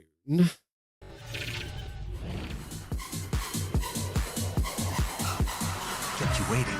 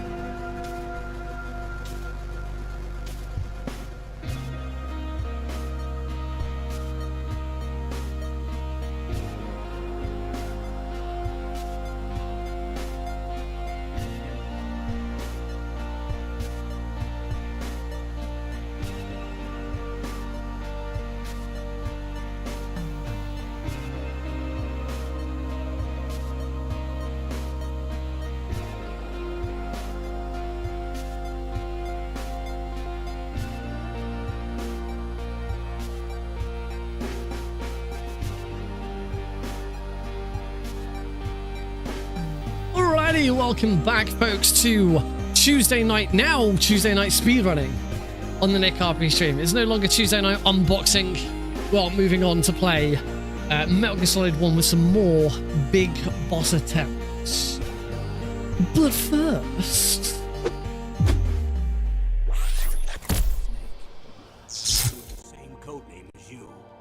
Welcome back, everybody. First, we do have one... It just seemed a bit darker. We have one little thing that I haven't done. Advent calendar time! We save the advent calendar for every stream as well. No betting, but you can make your guess as to which one's it going to be today. Is it going to be a Crunchy Bite, a Cream Egg Twisted, a Dairy Milk with caramel, a Whisper, a Twirl, a Fudge, a Double Decker, or an Eclair? I can tell you that yesterday was a Fudge. We have had the same one 2 days in a row in the past. So yes, Meryl's gone with a Decker. Crunching and caramel are the best. Oh, sorry, crunchy and caramel. You reckon it's a Decker, but crunchy and caramel. Crunchy and caramel. Caramel and the cream egg ones are my favourites. Just trying to open all the doors. The doors do have, you have stuff behind them. You can't really see because of the light. Anyway, let's get open and see if Meryl's right. What is the date today? It's the 17th. It is 1 week until Christmas. Thank you for pronouncing caramel. Yeah, it's not caramel. Caramel. I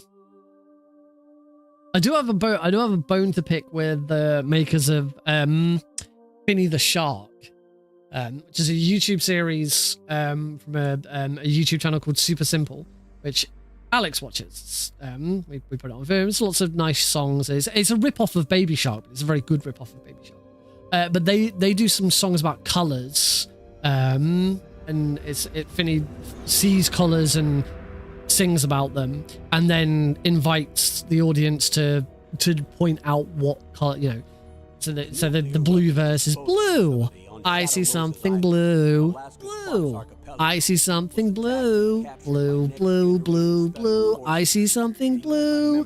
Find something blue. And then it shows just an image, and there's a load of blue stuff, and the baby is supposed to point out what. Obviously, Alex can't do that.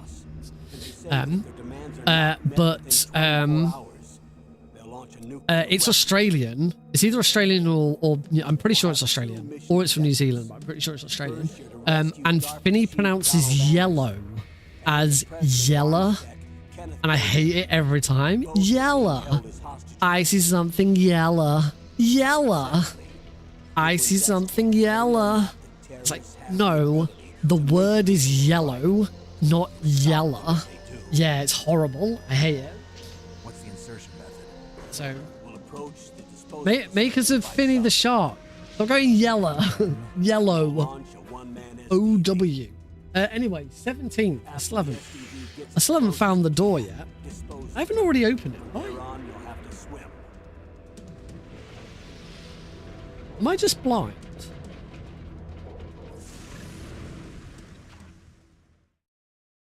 High-tech Special Forces Unit Fox. Oh, there it is. It's because it's right in the middle. It's there. It's right in the center. I couldn't bloody. Is it all right? Ba-bum, ba-bum, ba-bum, ba-bum, ba-bum, ba-bum, ba-bum, ba-bum, ba-bum, ba-bum, ba-bum. It was a twirl. It was a twirl. It was a twirl. Da, da, da, da, da.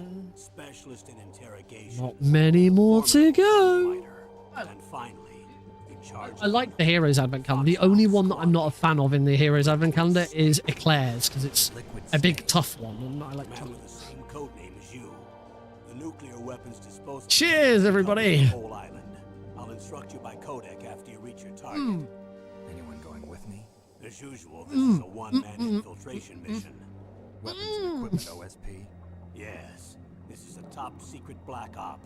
Don't expect any official support. All right, let's do this. We're not on a speedrun stream. No live split because this isn't necessarily a speedrun.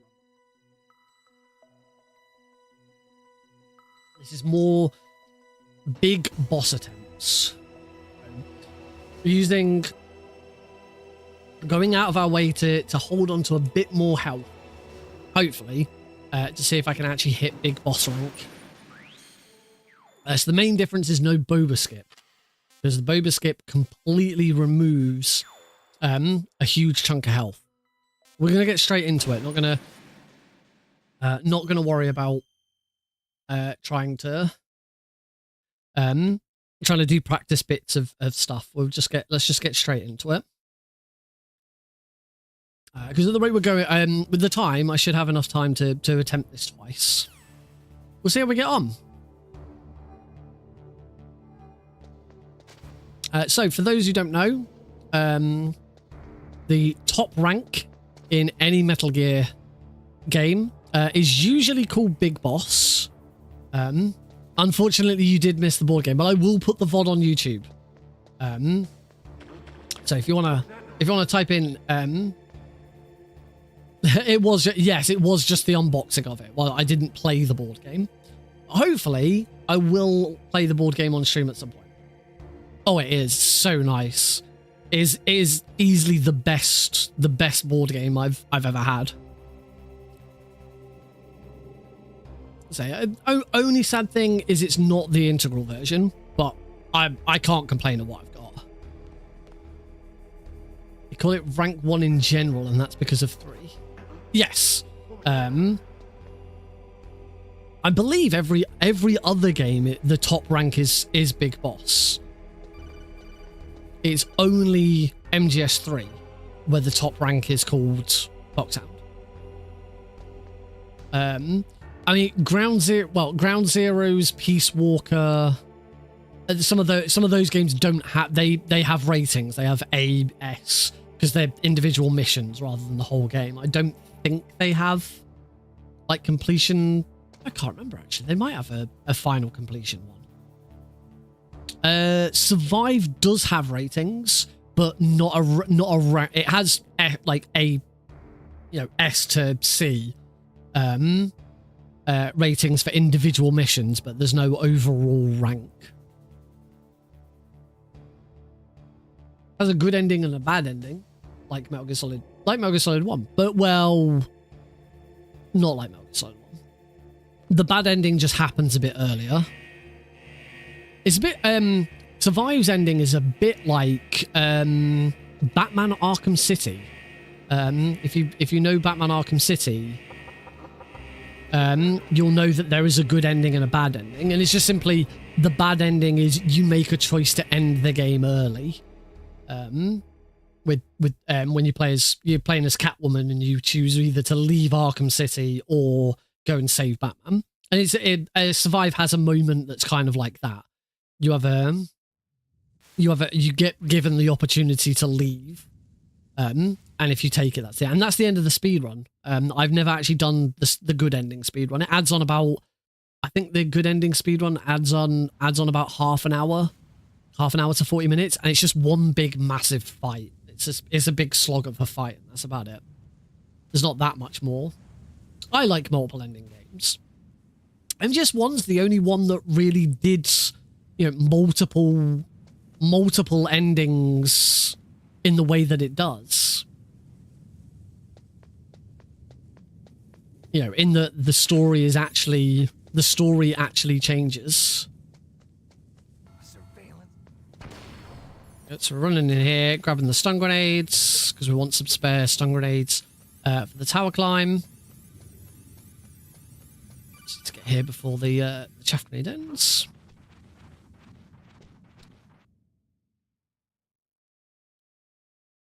Yeah, Metal Gear Solid 1's isn't a very big multiple ending.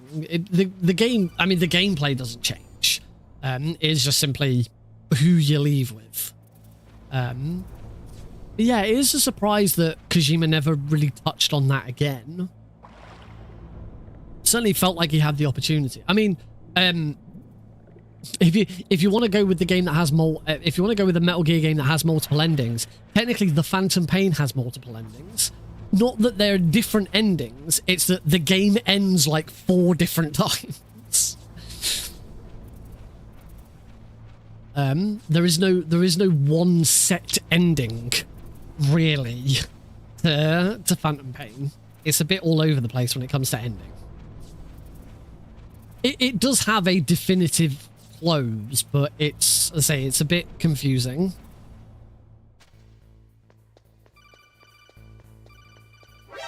Oh.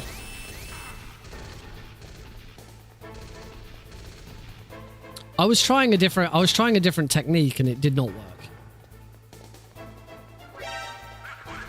Oh, I think this is going to be a reset, isn't it? Because I'm going to die.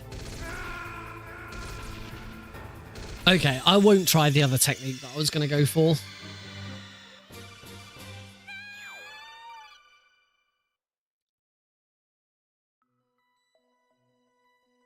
I think 2. I do believe that the that 2 kind of got a lot of stuff got cut from 2. So it probably is fair to say that something like that could have appeared in 2. I mean, a lot of what got cut from 2 then got sort of retooled and reused for 3 instead. I think there could have been plenty of opportunities to do more stuff like that. I like how out of context it just looks like Blues has just said 9/11. Within context, there is the sequence of Arsenal gear crashing into New York was cut because the game was released just after 9/11 and nobody wanted to see that again.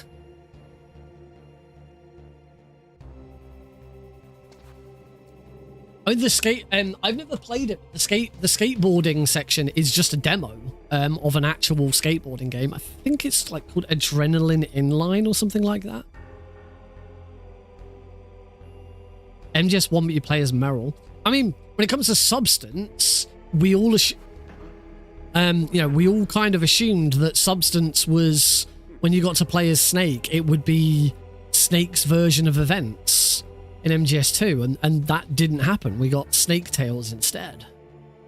I think it would have been interesting to see. It would have been interesting to see Snake's perspective of MGS2, partly because it would have opened up more of Shell 2. You only see one inside. You see inside Shell 2 core, and you see inside one strut of Shell 2, which is strut L. Either strut L or strut K. I think it's strut K. And it's not a very big strut either.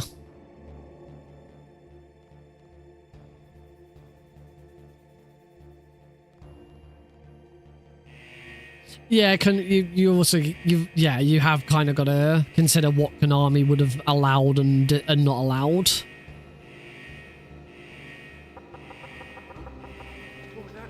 Out the way that guards. Right. Hopefully we can do this a bit better than last time.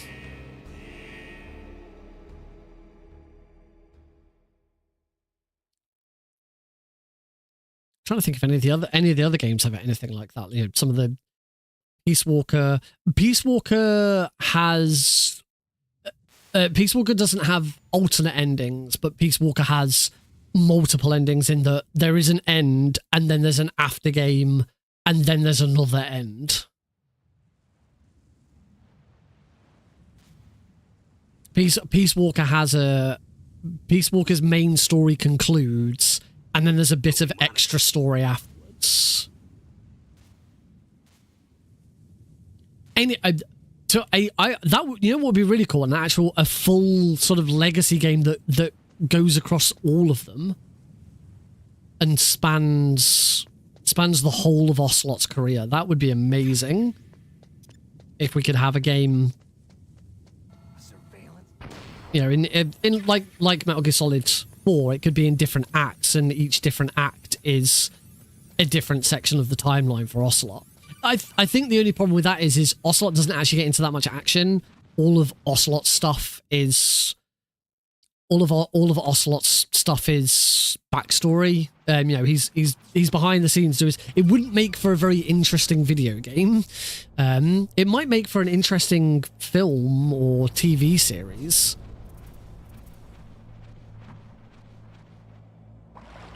I think because the Metal Gear Solid movie is still a thing. It's still supposed to be coming out eventually. But we never hear any more news of it. Apparently it's still the story, the script is still being worked on. But I think if I had my way with it, I would want a Metal Gear Solid movie, and then you could do an Ocelot TV series, which follows Ocelot's story, and that would be pretty cool.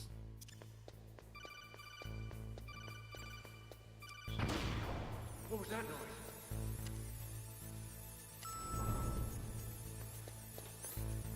noise? Ooh. There's Crash Bandicoot in this game. Pretty sure that's a massive troll. I imagine the Metal Gear Solid movie is dead at this point. It's been so long. 1, 2, 3, 4, 6.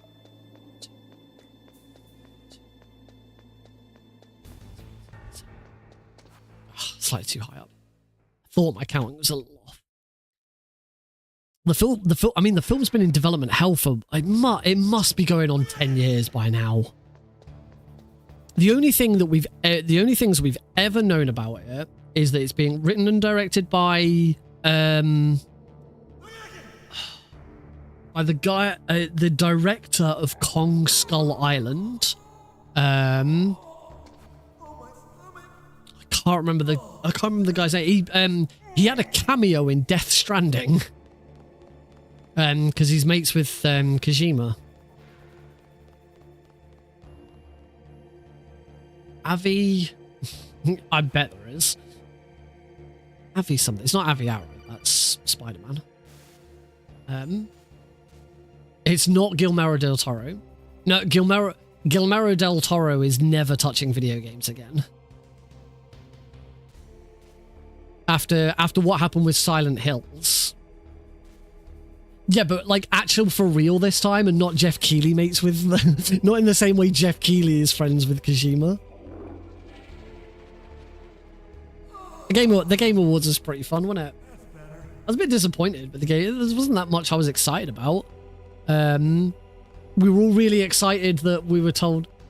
Well, with Silent Hills, Kojima made PT, the demo PT, which eventually people discovered was going to be the new Silent Hills, and was going to star Death Stranding. The thingy from Walking Dead, Daryl Dixon from Walking Dead. I don't even watch Walking Dead. I know his name and not the actor's name. Terrible with names. My mind is. Then Konami and Kojima. Yes. Then Konami and Kojima essentially did get divorced. Konami cancelled Silent Hills. That is how fucking stupid Konami is. They not thank you, Norman Reedus. They cancelled Silent Hills. A new Silent Hill video game directed by Hideo Kojima. It was going to star Norman Reedus, and it was also I can't remember exactly what his role was. Guillermo del Toro was involved. I think Guillermo del Toro was also a producer on it as well. Like, that would have printed money. I hope you can still look at yourself in like, the mirror, my friend. Like, who makes a decision to scrap that? Yeah, it was something like that. And as I say, following that, Guillermo del Toro then swore off video games. Said it's not gonna. He's attempted a few times to do something with video games. Yeah, Death Stranding printed money for Kojima Productions instead. He's attempted a couple of times to get into video games, and every time it's gone horribly wrong. So he said he's not bothering anymore. Obviously, he was in Death Stranding. He didn't do the voice. He was not the voice of his character. He was just the character model.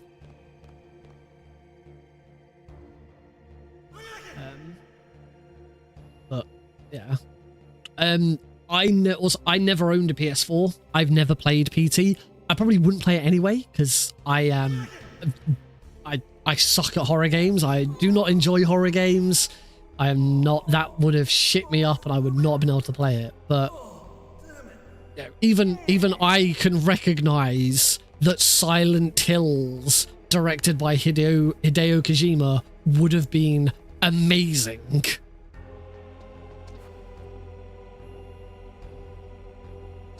And yeah, when you've got something like PT, which was universally applauded, remember they're saying hands down the best horror game ever played. That is a very, very common opinion. Hey, I'm here. Where?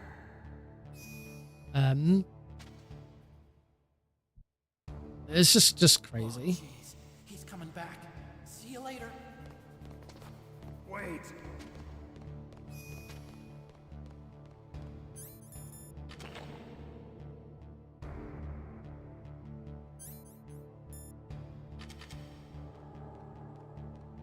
We're gonna kill Johnny. Yeah, as a result, Guillermo del Toro isn't interested in working in video games anymore. We don't know what's happening with the Metal Gear Solid movie. That still seems to be in development hell.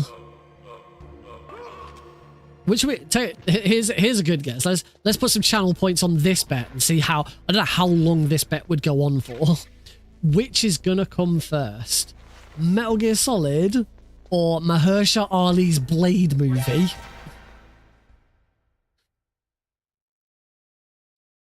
Which are we gonna get first? Oh, on the subject of Marvel, the only other thing we knew about the Metal Gear Solid movie is that Snake was going to be played by Oscar Isaac, who, among other things, played Moon Knight in the Moon Knight series, and was very good. I really do hope we get. I know Moon Knight was a little bit received mixed reviews, but Oscar Isaac knocked it out of the park with his performance in the very least. I really do hope we get more Moon Knight, because Oscar Isaac was fantastic. I really like Oscar Isaac. I've barely seen anything with him in. I've never watched Escape from New York. I really should. I really should watch it. I mean, it's a cult classic. But for those who don't know, the main character in Escape from New York is called Snake Plissken. The inspiration for Solid Snake. It was played by shit with names.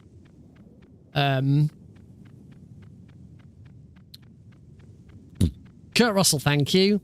Played by Kurt Russell. If we're gonna just keep linking everything to Marvel, Kurt Russell played Ego in Guardians of the Galaxy Volume 2. And yeah, Snake's likeness and the character of Snake is highly, I wouldn't say necessarily based on, but extremely inspired by Snake Plissken. From Escape from New York. There was a sequel as well, Escape from Los Angeles. They are post-apocalyptic punk sort of movies. So I think Mad Max aesthetic. Wait here for the guard's turn.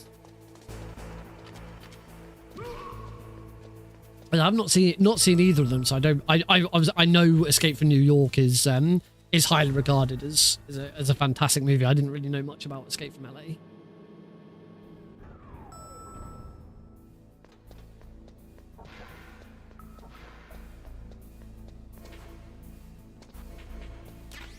Okay, that was damn it.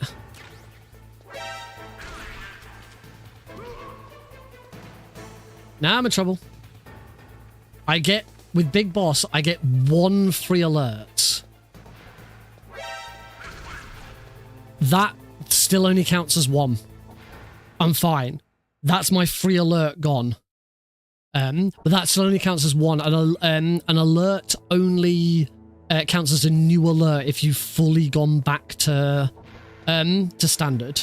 So yeah, as long as I don't get another non-mandatory alert, we are still fine and we're still on Big Boss. I just completely screwed up my movement getting into that room. The main thing there was I didn't take damage. If I'd taken damage, that would have been a different story.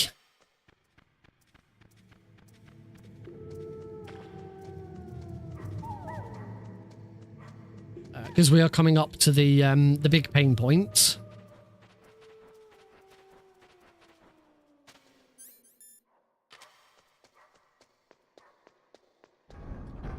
You say David Hayter's on Kojima's side. It was, you say, and because they snubbed him for MGS5. It was Kojima who snubbed him. It wasn't necessarily Konami's. I don't think there's any bad blood between Hayter and Konami, because Hayter's all over Snake Eater Delta. He's been doing press tours, he's been doing videos, he's been doing loads of stuff for it. Yeah. David Hayter is not an actor. I mean, he has done some acting, and he's a very, very good voice actor. But David Hayter does not have the acting skills to correctly portray Snake in live action.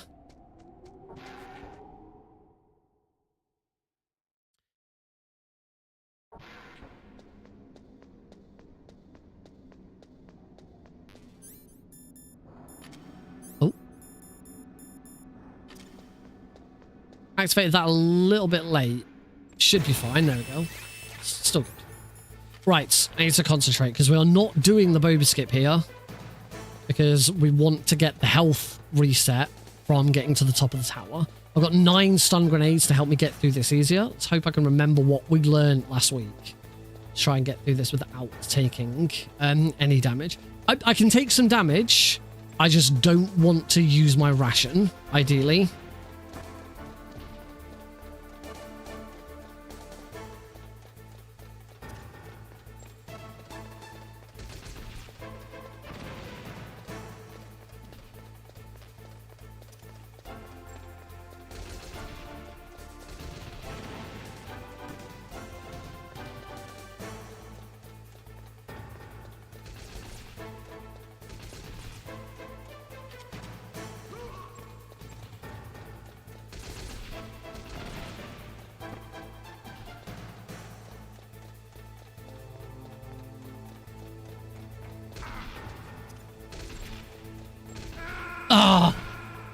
There we go.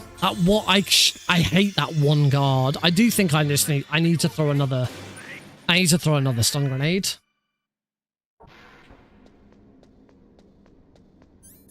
I need to work out where to throw another stun grenade to complete avoid that guy. So obviously the run's dead, but we will as we're here, we'll give this a bit of a practice. I always completely fumble putting my weapon away and trying to throw that guard. I can also never remember exactly which floor it is he's on. I have 9 stun grenades though, so I should have spare.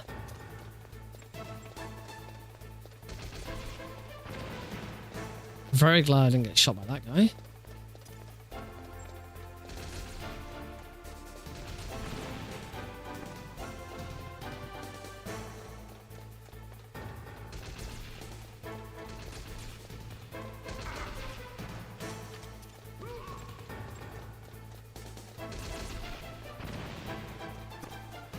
let's throw another one immediately. See what that does.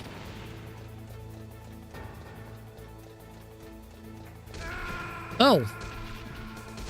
So immediately wasn't the right choice.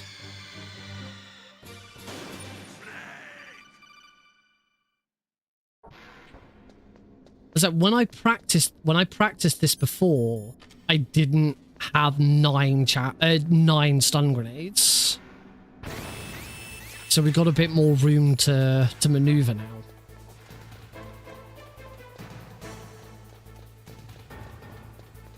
I still need to, I can only use 7. I still need to keep 2.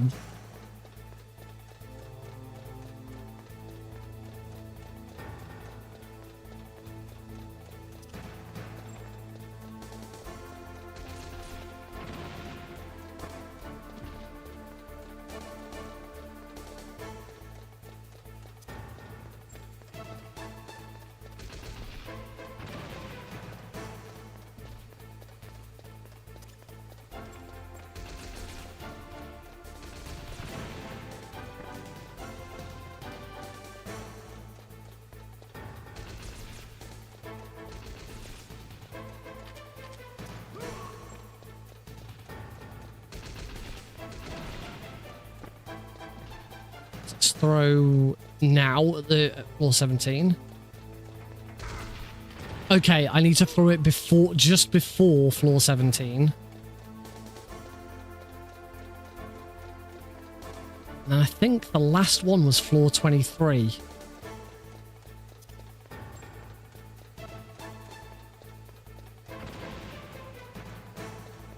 Is floor 23 then that guard?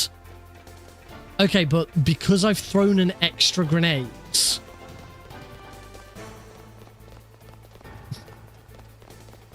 God, that was nerve-wracking. Because I've thrown an extra grenades, that slowed him down, so I'd probably throw it at 24. I shouldn't have climbed that ladder. I should have taken a death there and tried that again. But yeah,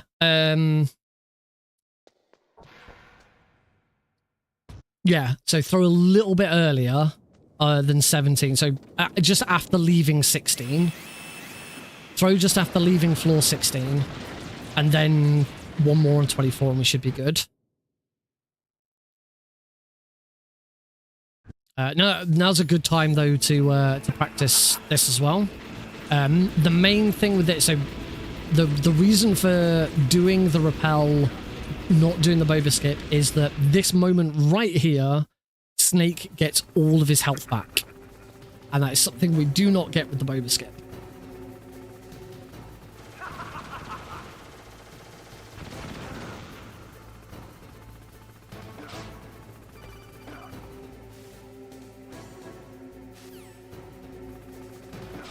The key thing here is trying to get through this with taking as little damage as possible. I'm already doing an awful job, so I'm going to deliberately take a death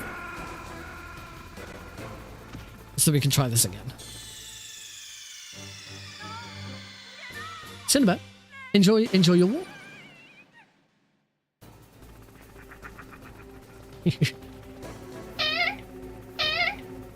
Talking of taking animals for a walk, it's Eli.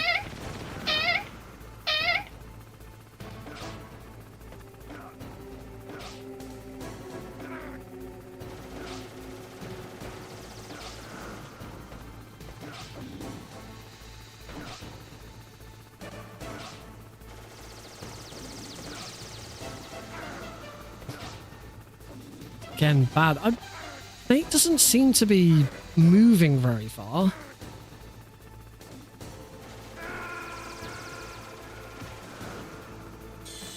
Like when I'm repelling, Snake doesn't seem to go down very far, and I'm sure I've seen him go down further before. I think he tends to move. He moves a lot more if you're going in a direction. When I was practicing it last week, I did get it right once. I took no damage at all.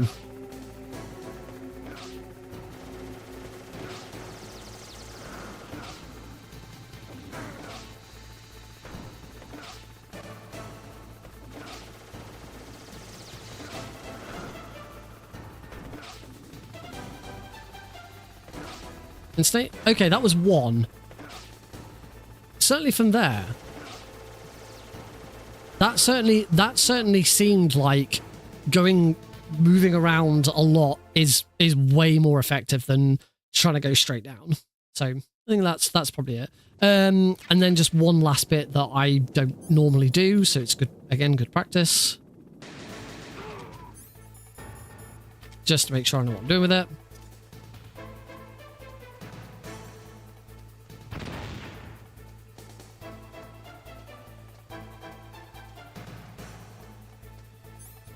Yep, no problem. And since I'm here, let's also practice the weapons. Because the problem is we can get through all of that. We could do all of that, not use a ration, be absolutely fine, full health. And then if I screw up the weapon glitch, it's all over. The whole point of this is that I now have nearly full health, as opposed to the sliver of health that I would normally have at this point. I have to use a ration during a speedrun at this point. And keeping that ration for much later is really handy. As I say, that is all useless if the weapon glitch doesn't work. First try, there we go. Now, do a run where I'm,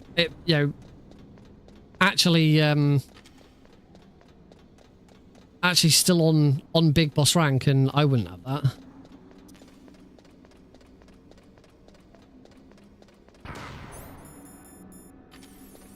You really can hold off on that chaff grenades until Snake's gone around the corner.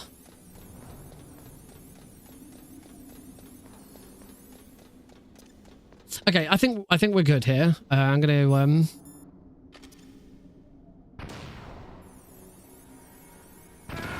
let's reset. Reset. Give it another go. There's no point. There's just a little point in continuing on. Cheers, everyone. Yeah. There's a lot of condensation on that can.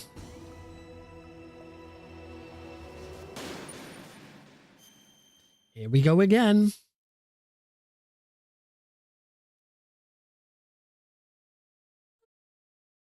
Let's use my sound.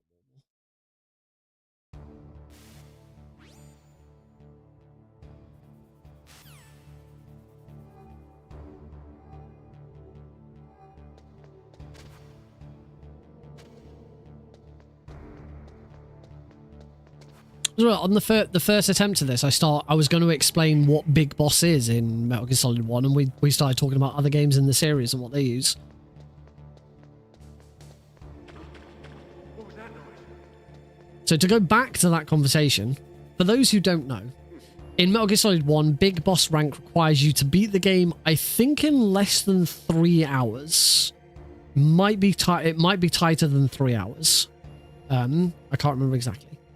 There is a time limit, which isn't a problem for this because we speedrun it. You are required to have 0 saves, 0 continues. You can have a maximum of 4 alerts, because if you're playing a proper all bosses run, or a casual run where you're not doing the vent glitch and vent skip, there are 4 mandatory alerts. 0 save is wrong. You're not allowed to save it. Is it? Is it only later games where it's unlimited save?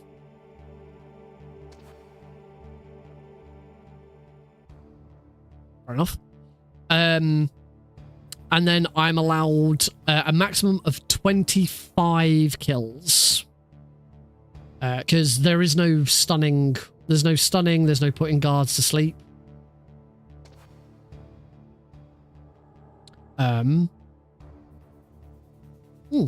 That's, as I say, that's presumably because I know that the other ones do impose a limit, and I didn't realize that Metal Gear Solid 1 doesn't. So wait, that's the solution. Save it. Save it, and then if I make a mistake, load a save. Presumably that's why they eventually removed, they went to a 0 limit in later games. To stop people from doing that.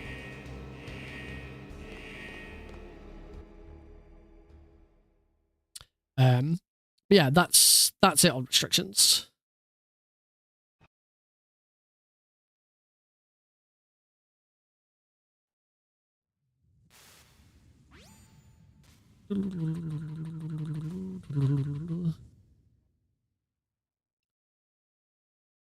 Yeah.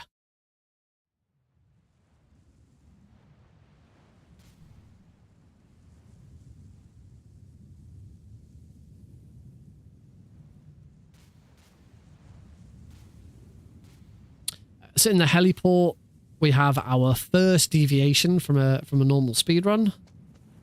A lot of speedruns, if you're going for world record at least, actually take an alert here and avoid all the damage.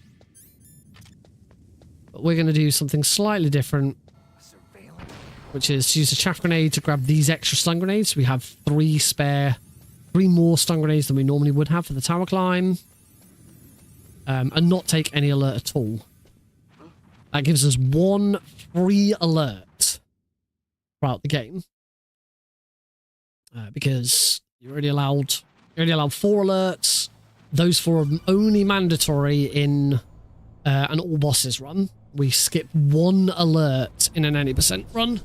And that is the alert you get from the guards in the cell when you have the fight after the DARPA chief has died. Yes, you can get Big Boss on the original Japanese. I don't know if the original Japanese is easy. I don't know if the difficulty, because the original Japanese version doesn't have difficulty levels. There is just one difficulty level. But I don't know if that difficulty is the same as easy. Is it the same as easy though? Does it match up 1-to-1?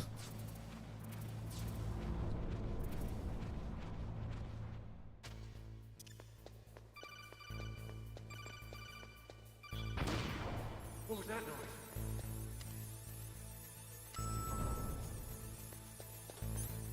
That was a much better throw of that chaff grenade. And yes, it counts for the trophy. Because I think the original Japanese version's available on the Master Collection.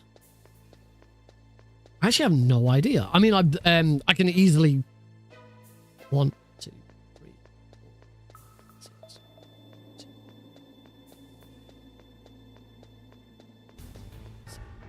There we go. That's better. It is. Oh, cool. I mean, I could easily, obtain a copy for the PlayStation 1 with relative ease. But yeah, if the original Japanese version is available, then that's the solution to that. Then that seems like a bit of a cop out. But it would be a way of getting a big boss rank.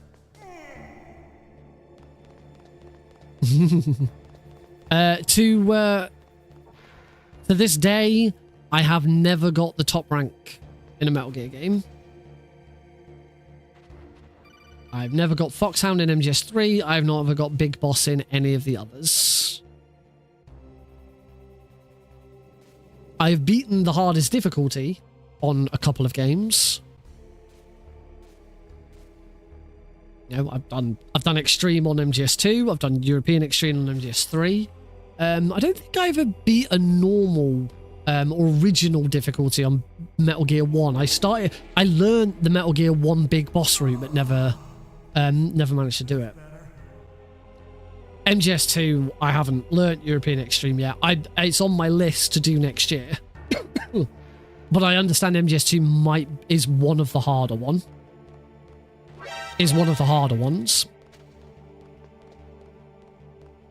Metal Gear Big Boss is a pain in the arse. Clearly. Metal Gear Big Boss is a bit of a pain in the arse because there's a couple of RNG moments that you can't do that.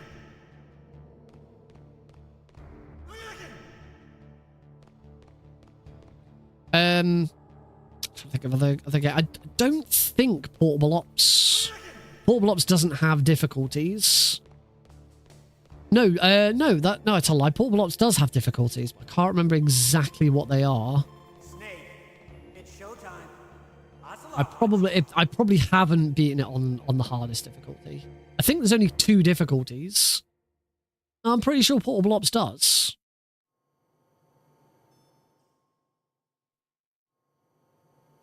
Yeah, I remember when I start Portable Ops, it gives me. I'm pretty sure it's just normal and hard. I don't think there's like easy, medium, and hard. So, you're human after all. The torture will stop as I imagine that for speedrunning it doesn't make a lot of difference. There are a few games in the series where there are difficulty levels, but they're not separated on speedrun.com because they make such a minimal difference. Ground Zeroes is an example of that.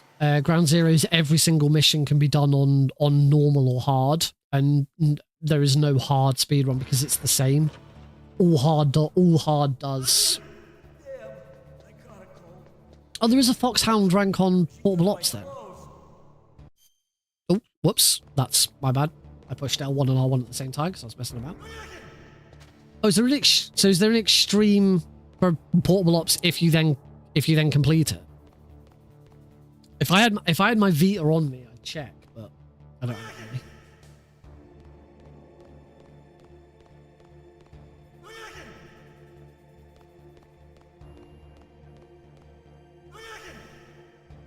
Pretty sure Peace Walker doesn't have difficulties. MGS4 has the dumbest difficulties because 2 of them are named normal. It's liquid normal and solid normal.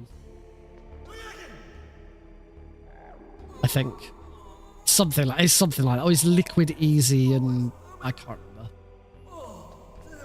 Yeah, Portable Ops plus Infinity Mode is kind of different in the way that those difficulties work, though. You're not playing through the same thing. That's it. Naked, normal, and solid.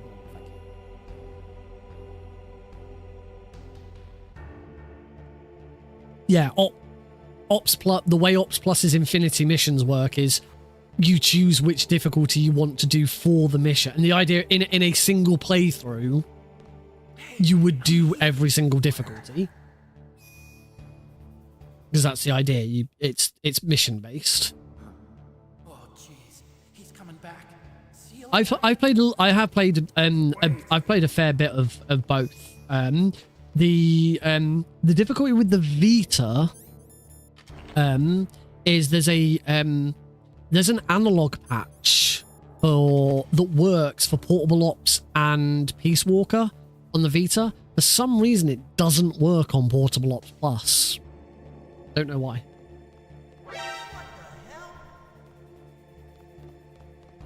But Portable Ops Plus is a bit of fun.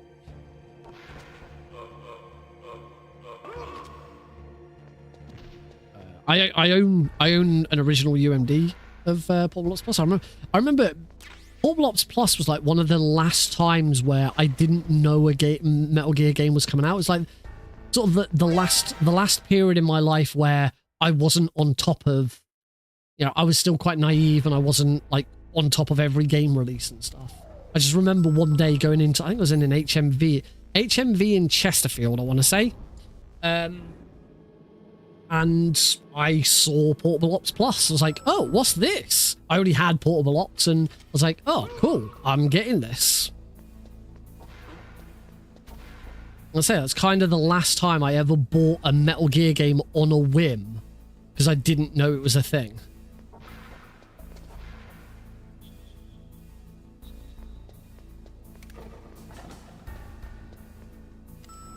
It is a shame. It's a shame there was never a dedicated Vita Metal Gear. The only Metal Gear release on Vita is the HD collection, but that's only 2 and 3. Peace Walker wasn't on it because if you're going to play Peace Walker on Vita, then you just play the PSP version. Chesterfield is a brand of Chesterfield is a town in North Derbyshire. just south of Sheffield, South Yorkshire, where I used to live as a teenager. It's where I went to college to study performing arts. Some of the best years of my life were at Chesterfield.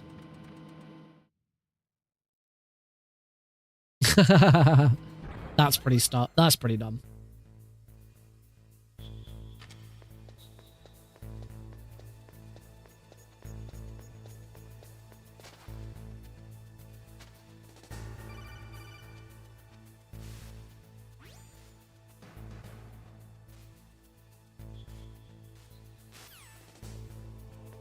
I think that's one of the things I've kind of missed with Metal Gear is after Metal Gear Solid 3, we got Portable Ops, and then for quite a while we just got lots of little Metal Gear games.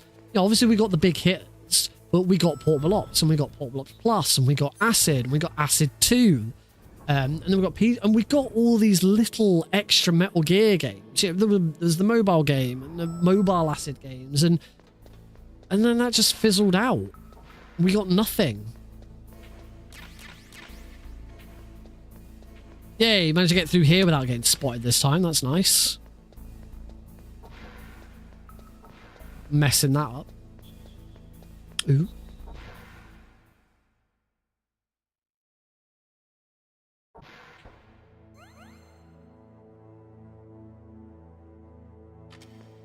We're not speedrunning.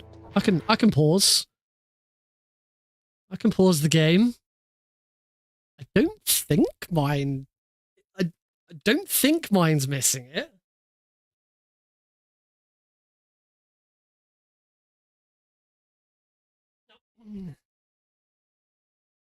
But 12 rating on the side of the box. I do not have a I do not have a non-age rated lots.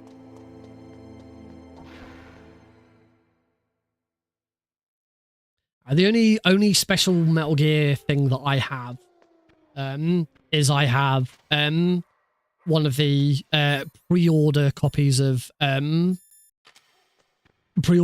Subsistence, which comes with the 3rd Persistence disc, those are collector's items, particularly if they're sealed. Mine is not. Mine has had a lot of use. But the third disc is still a PlayStation 2 game. It still operates as a game. It doesn't operate as a DVD. But it puts all of the cutscenes from Metal Gear Solid 3 together. Adds a little bit of narration and some footage of gameplay in the middle of it to turn it into a movie. And there's also there's like a load of trailers on it, and there's a sneak peek at MGS4 on it, and some other stuff. That's the only, I think, as far as the games are concerned, that's the only special thing I have. I suppose I've got a retail Xbox 360 copy of the HD collection, which they're not collector's items, but they're a bit rarer. But nothing special. I do have Ghost Babel on Game Boy, which again, that's not especially special, but they are reasonably rare. It's not easy to get hold of a copy. My brother bought it for me. He was out shopping one day. Went into some game store. I don't know if it was a CX or whatever, and saw it and was just like, I'm buying that for Nick. I didn't even know it was a thing. And he came home with it.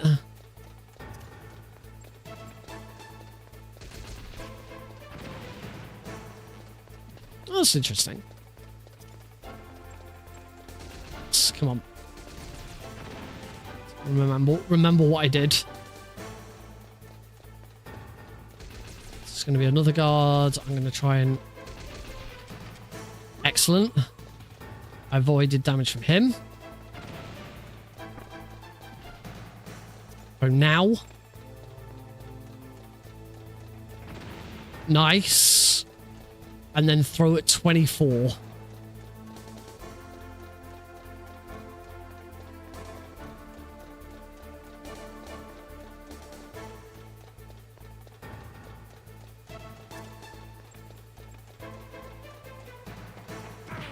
Oh, okay. 24 was slightly too late. I only got punched by him.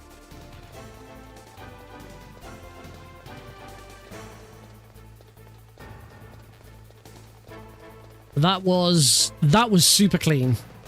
So with the extra stun grenades, we now have a really nice. So there's only one bit where we're trying to avoid some damage, and even if I took damage there, it wouldn't be a problem because it's just one bit of damage.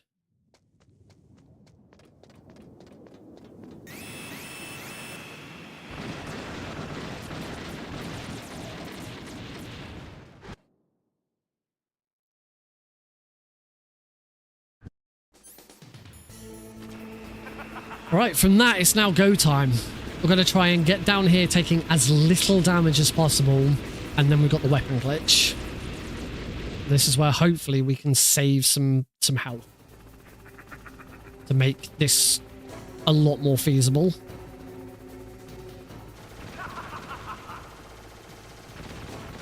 A lot of diagonal movement we're going for here.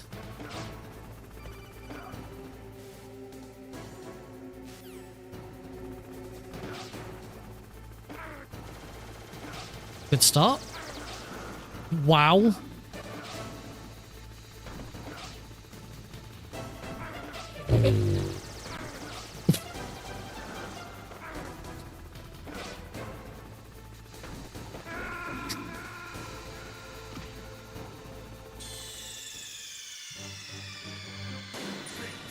Wow.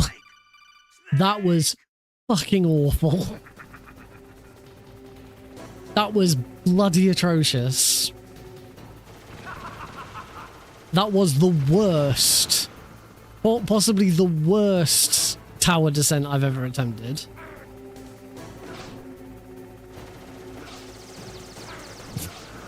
It's not getting much better, is it?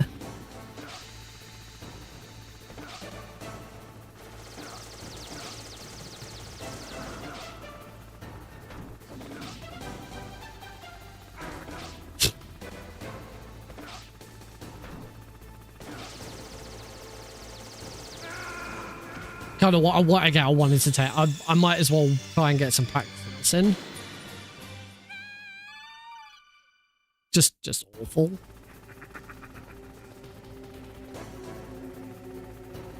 I mean, at least we've now got up until this point.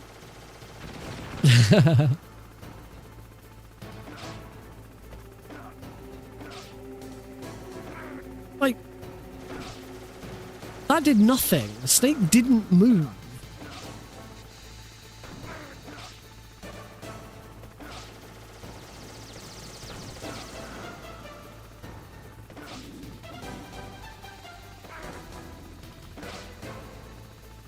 I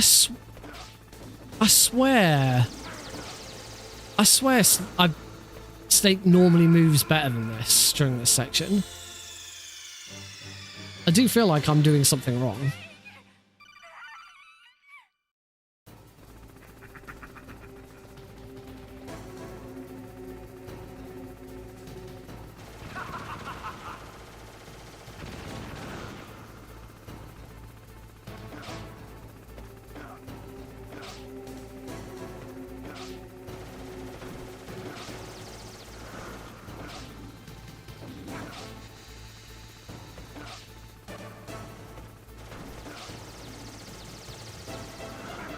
Oh, snake.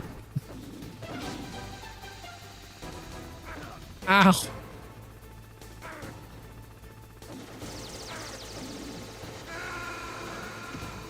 Yeah, I am towards the end. I'm deliberately dying so that I can try again.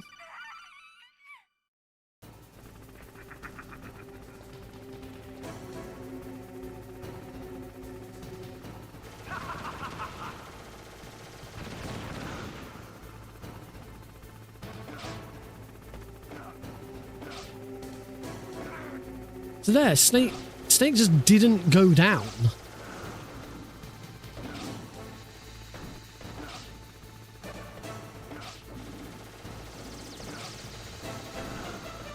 This is better. That's much better.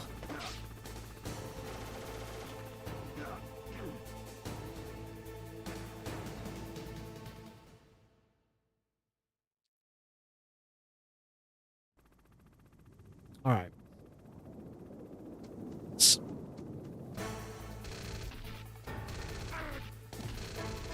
Take the death. Take the death and try again. Let's roll it again. Or we switch over to the OG Japanese. No. We're better than that. We'll do this the right way. There's a right way and a wrong way. We're going to do it the right way.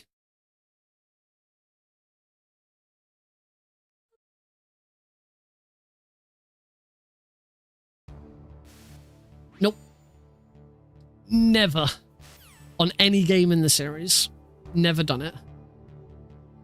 I've beaten the hardest difficulty on a few games, but never actually got... You're probably right, actually.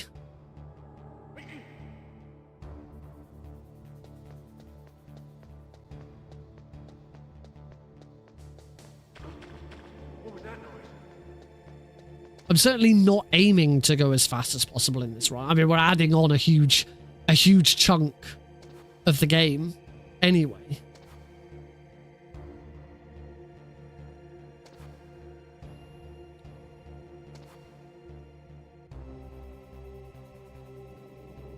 Avoiding the boba skip to give me that big health increase to help me get through the rest of the game. The main issue at the moment is the elevator fight. Doing the boba skip, you are far more likely to need to get through the elevator fight without taking any damage, and I just can't. I can't consistently do that. I've done it, I can do it, but it usually takes me a couple of attempts.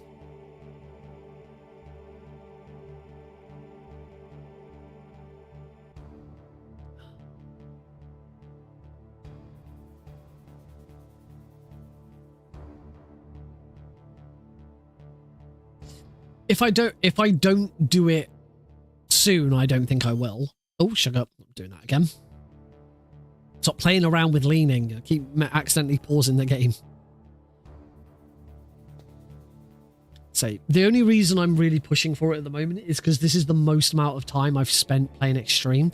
The only other thing that I could do is I could probably do this on the original PC version, because that has GME and does not you don't use the weapon glitch in that one, so it's a hell of a lot safer. But again, that feels like cheating now. The other option is to play on emulator and just use save states, because then if I ever make a mistake, I can just load a save state again. That's also cheating. Technically, this is cheating anyway because we're using the vent glitch, but I kind of feel like the run's still it's still a legitimate speed run. Yeah, I did learn this originally on emulator, so that I could practice and use save states. Emulating MGS1 is still the best way of playing the game. The Master Collection's great, but if you really want the best experience, emulation is still the better version. Duck Station's so good now. And the other nice thing is that the advancements made in Duck Station really, you saw lots of other emulators sort of go in the similar direction. PCSXE2 now is so much better as well, because they've gone down the Duck Station route. Similar UI and all of that. Emulation's really come a long way this year. The biggest one is PS4 emulation has just been incredible. I've got shad-based PS4. Unfortunately, I don't have access to any PS4 games. But for me, the one game that I want to play on PS4 is Bloodborne. It is my number one game I want to play, but I just cannot. I cannot justify buying a PlayStation 4 just to play Bloodborne.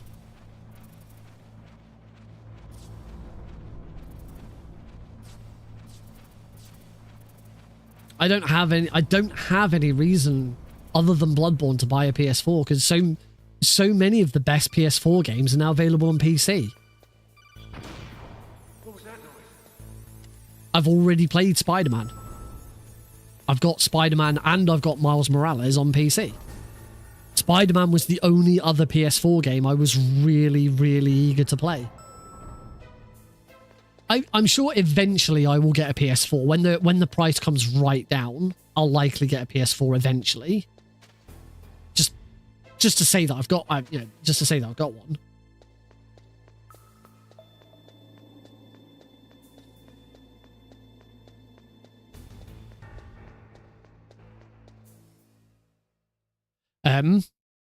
But yeah, at the moment, I absolutely can't justify it.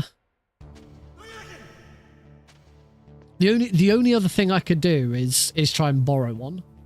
Actually, I should talk to my brother. My brother had a PS4, but now has a PS5. I bet he sold his PS4 to then buy his PS5. There's no point. I suppose that's the other thing with it. Is there any point in buying a PS4? Because if you're going to buy a PS4, you might as well just buy a PS5.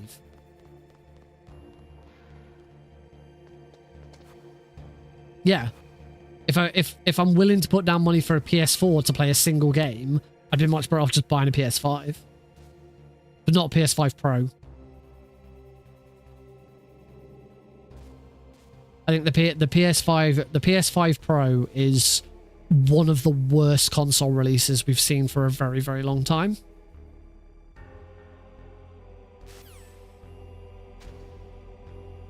It is very sad. I think the PS5 Pro's release is the worst console release since the Xbox One.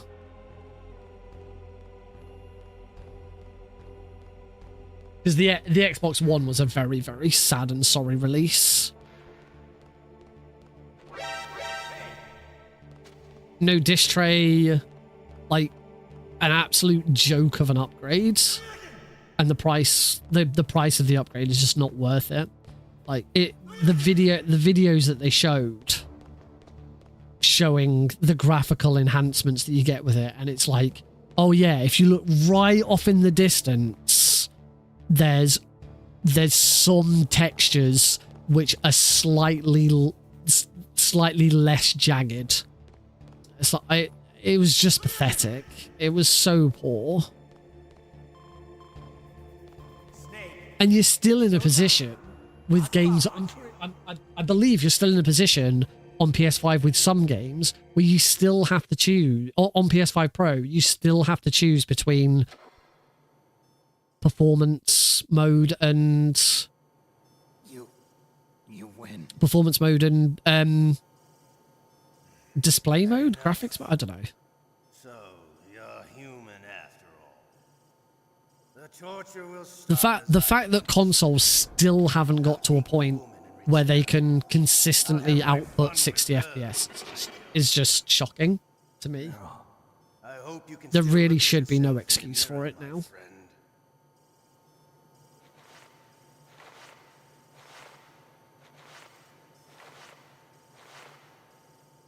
Yeah.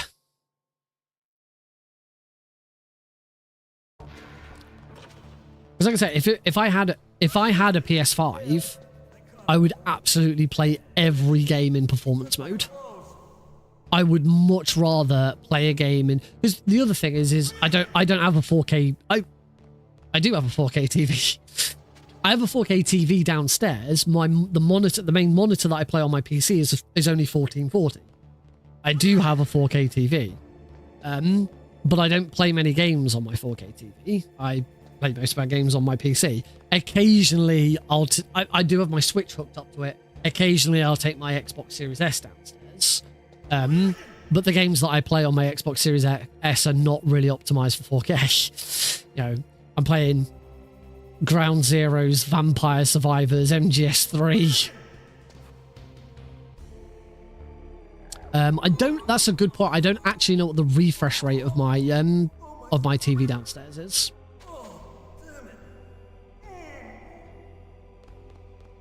But for any game ever, I would much rather have a higher frame rate than better graphics.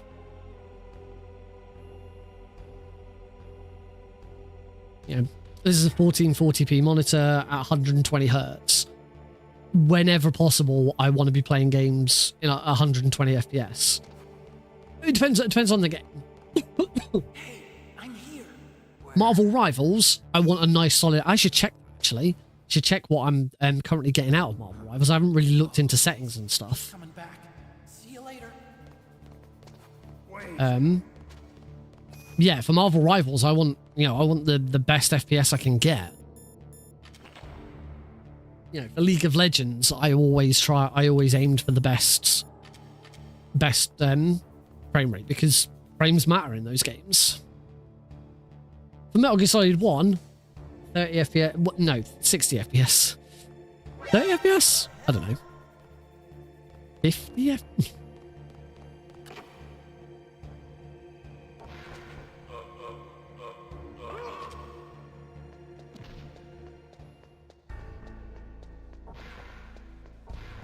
Yeah, MGS4 was bad. I am really looking forward to Master Collection Volume 2, so we finally get, you know, the definitive version of Metal Gear Solid 4. We get Metal Gear Solid 4 running on a machine that can actually handle Metal Gear Solid 4. Now, I say that, I have the PS3 emulator. What's the PS3 emulator called? RPCS3, I think it's called. And I do have MGS4 on my computer. The only thing with it is it's a bit awkward with shaders. Having to like install shaders constantly is a bit of a pain in the arse. Oh yeah. Oh, the PS3 is awful for playing MGS3. It used to be when I first started speedrunning. PS3 was the only way to get a decent experience out of MGS3. It was the best way to play MGS3.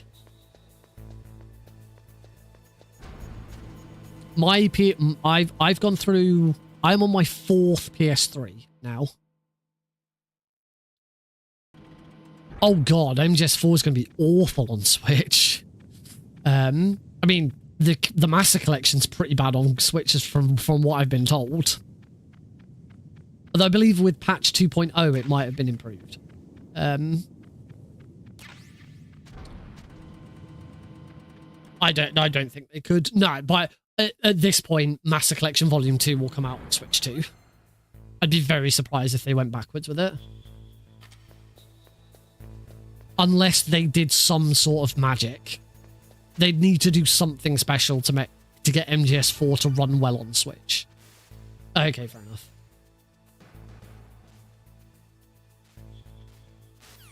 Master Collection is one of the only releases that I really haven't looked at other releases of. I have a lot of games, multiple versions of games. Like the HD collection, the original HD, as in not the Master Collection, the original HD collection. I've got that on PS3. I believe I have the digital version on Xbox 360 and the physical version on Xbox 360. I've got the Vita version, and now I have the Master Collection.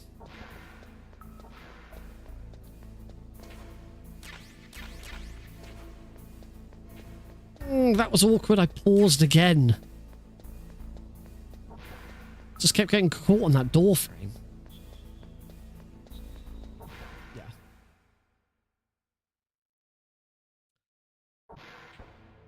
Oh, talking of different versions of games that I speedrun. Today, this morning, on my train ride into work, I finally finished the Vita version of Unmetal.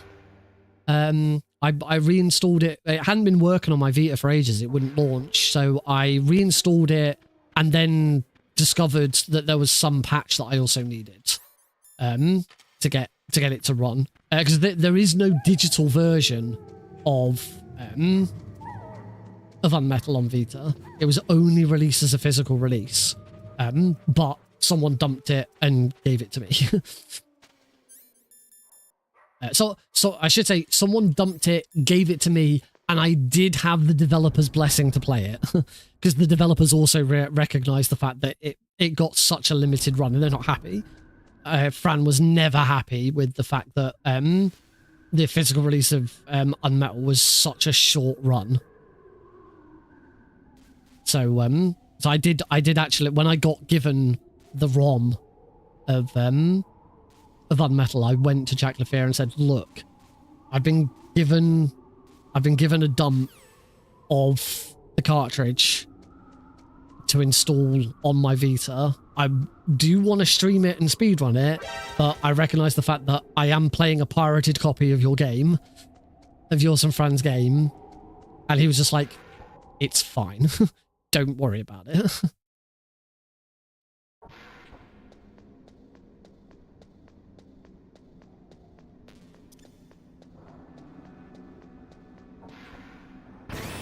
It's an interesting version. For the most part, every single speedrun trick still works. There's a couple of issues with some of them. You have to either have to be a lot faster or a bit careful with buttons, because there's not as many buttons.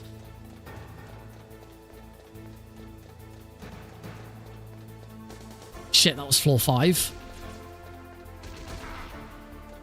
Now I can't take any damage.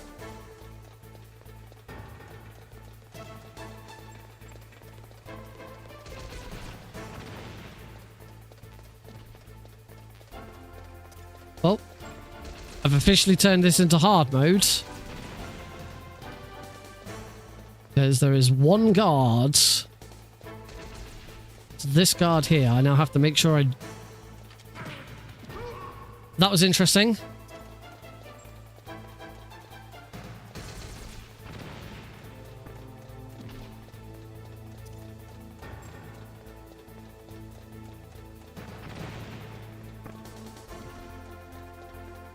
Should still be good.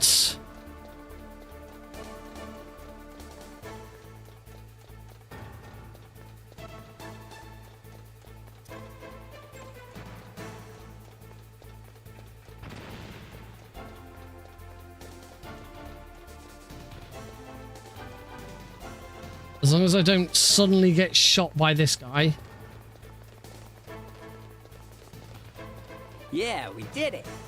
Yeah, we did do it.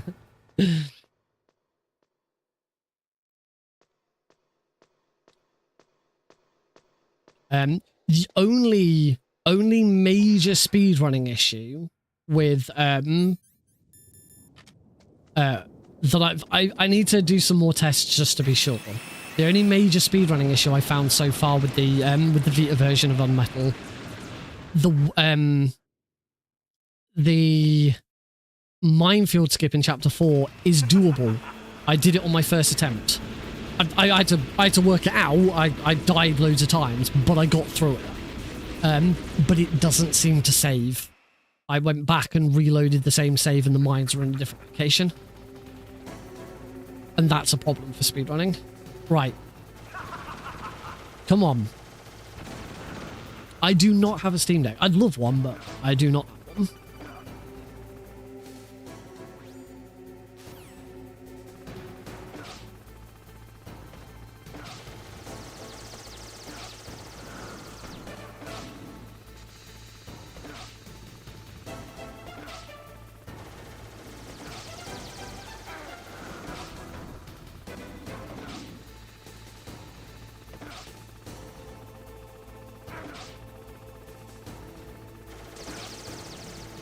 That's not too bad.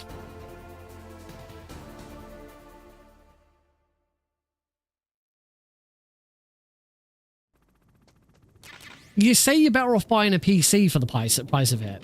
There's one big problem with that.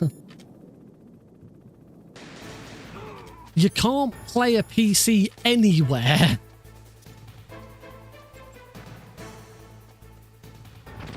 They're two very different things.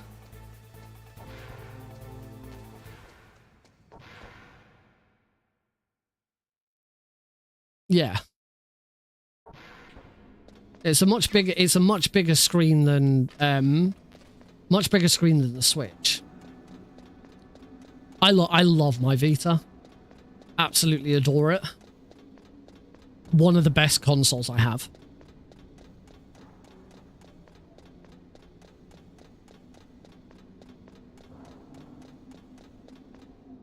Damn. Come on.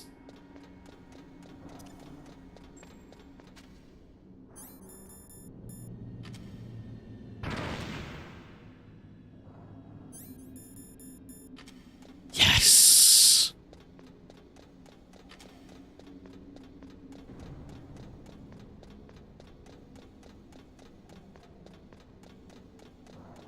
We might have a run.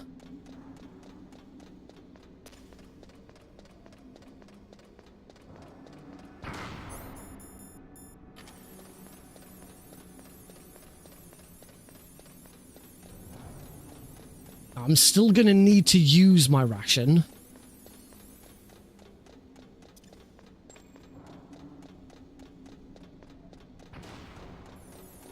Because I don't think I'll survive Wolf without using my ration. But the point is normally I would have used the ration before the weapon glitch. If I could get through repel without taking any damage, then I wouldn't need to use a ration.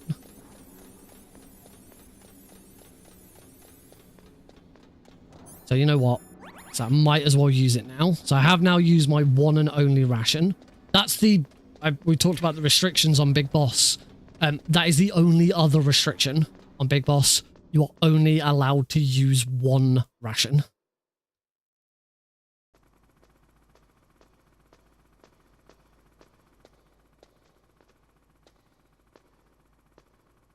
Oh.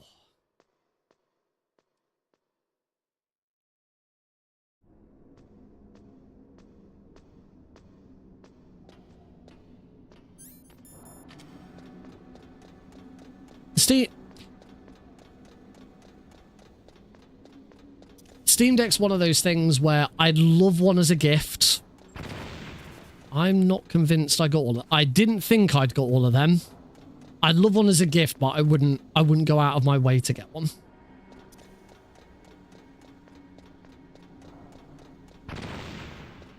Still haven't got them. I've got, you know what? I've got plenty of chaff grenades. Let's play this safe.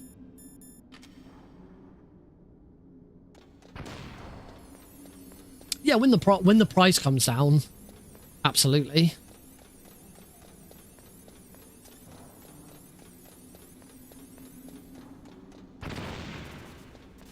That's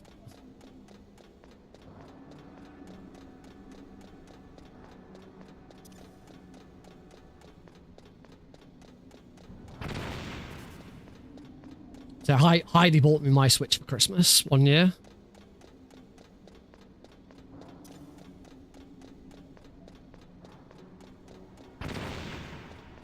I don't think I've ever got as much out of my Switch as I probably could have done, but you know, it's good for very specific things.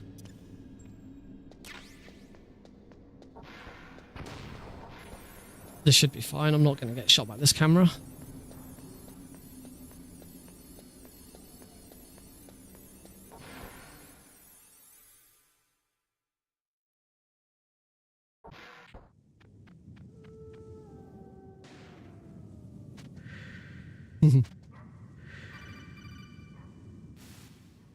I got a lot of hours in Smash and Mario Kart 8. Right, we've still got this weapon glitch, which could throw me for like this could screw everything up still.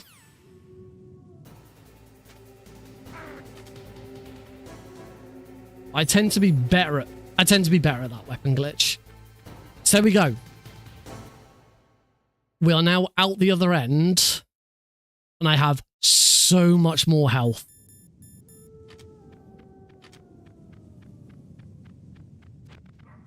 Don't get shot.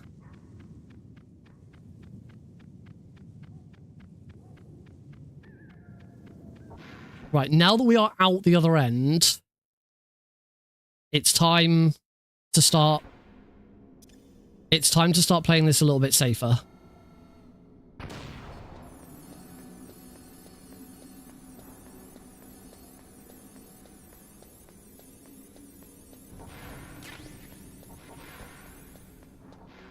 I would very much like to get this done.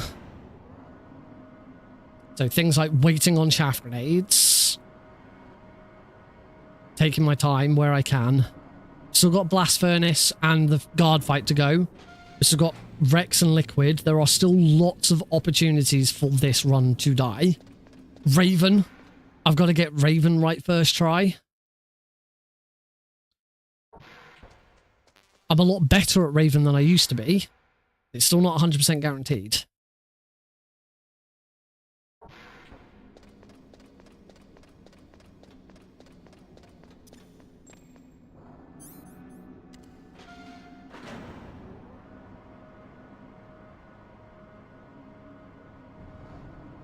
I don't think it's advertised to say it can run any game on Steam, because they specifically have games that are Steam Deck verified.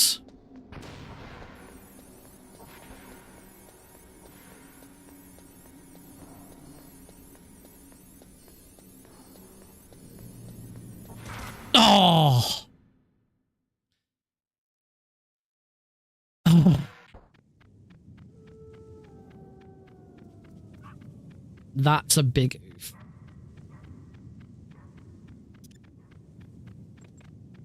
Should have played. I said I should be playing these safer.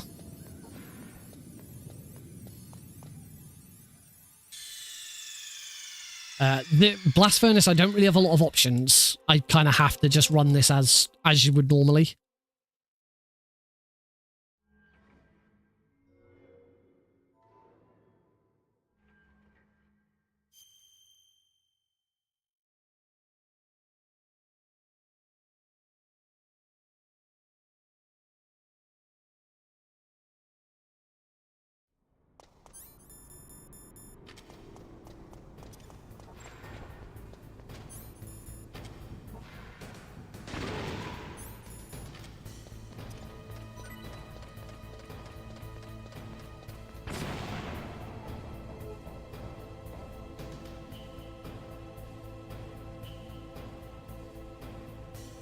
I don't know at this point whether I have enough health to...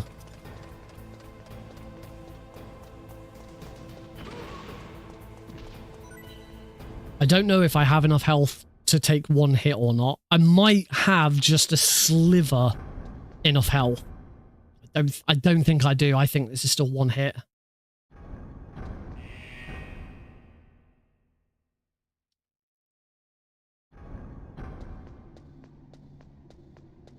There's no point in taking it.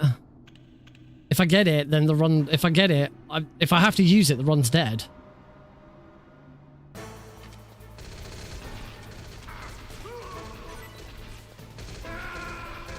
I had enough health to take one hit. And I completely screwed up the movement.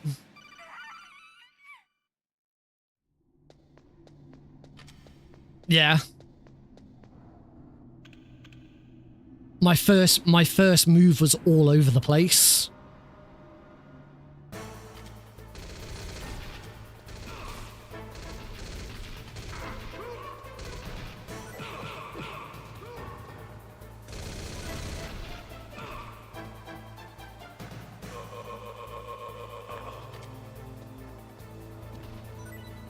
That was weird. That was weird and unexpected.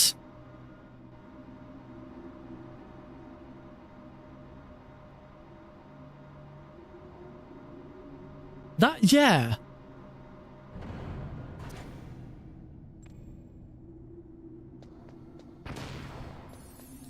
the run's over, obviously, but and I haven't got time now to start another run. So let's keep going and see how close I can get. If I can do the rest of it and we finish with 1 death, that's pretty good. That one death is the closest I have ever had. Yeah, I need to stop getting shot by those bloody cameras. I knew the moment I got in the elevator that I'd not thrown that chaff grenade, right? Small boss. Snake. What I should have done, I shouldn't have tried to throw it in the elevator. I should have just waited until we got to the bottom of the elevator, thrown it near the door, and waited. I said that I should be taking all of this better. Oh yeah, the run died.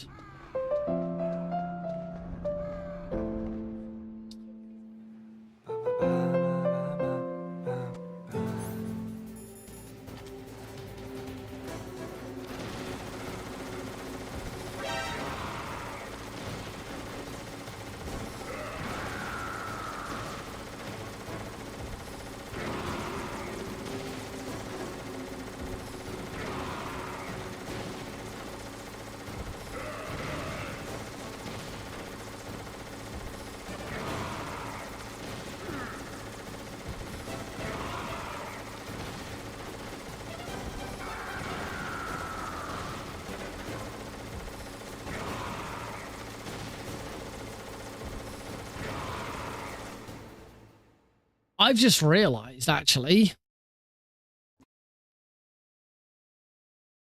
I can still beat the game. I can still beat the game without another ration, but there could be a huge time loss.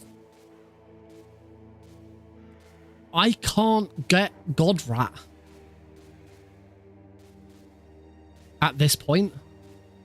I have to have the other rat. See if anyone else has realized. Well, yeah, time loss isn't a problem, but I'd have to fuck around for a little bit.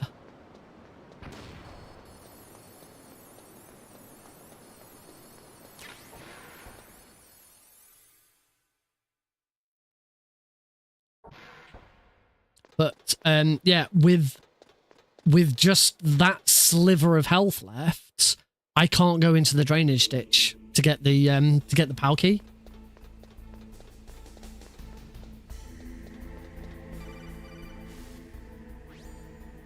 So yeah, I just gotta head over to that side. Yeah, I've got to head over to that side and either hope that he's there, or just wait for him to turn up. I'd not considered that before.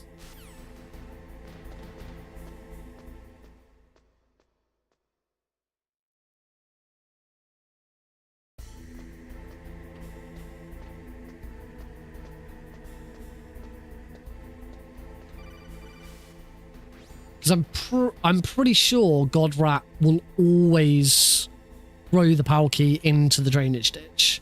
I don't think it'll ever land in Twin Snakes. It can stay on the platform.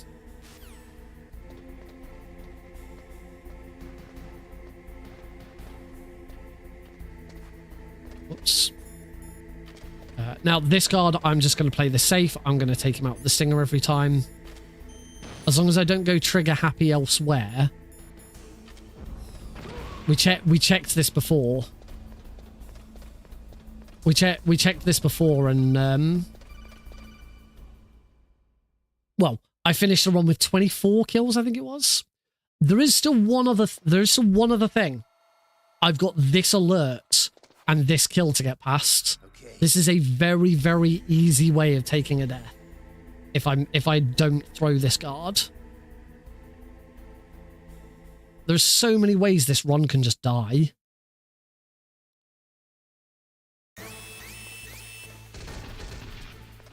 good. I mean, I'm not too worried because the run's already dead, so we've already had a death.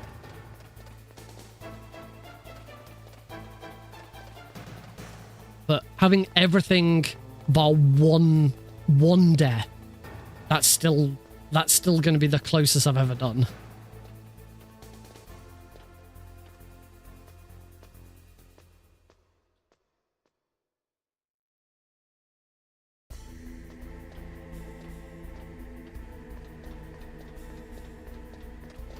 God, that health bar makes me nervous, though. I know I've got. There is no danger, but it still makes me nervous.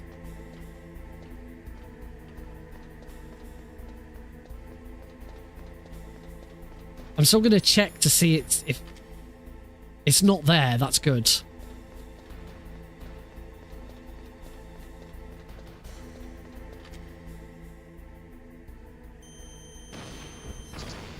Yeah.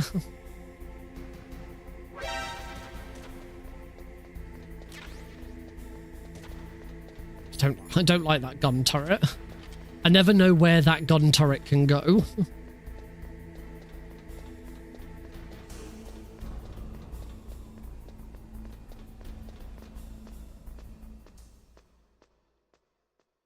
I think that gun turret can only shoot you if you're in the ditch. I don't think it can shoot, but I could be wrong.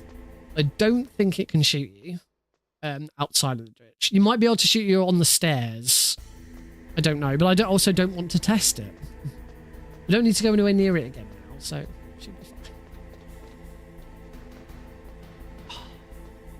It's going to be so bittersweet if I do now manage this.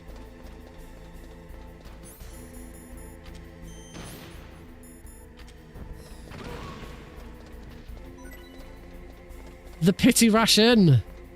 We're allowed to collect as many rations as we like. It's only using them that we're not allowed to do. Playing it safe. You should. If it depends on how fast you are there. But depending on how fast you are getting to the console, that alert can count against you. You won't get the full alert, but it can count against you.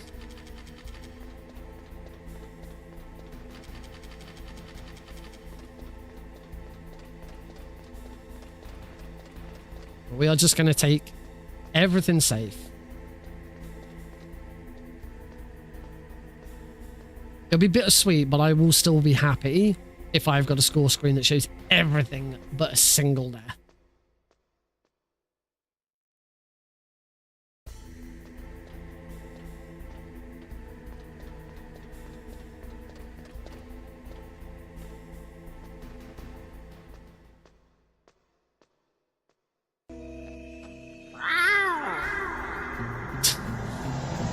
I wonder what the hell was going on there.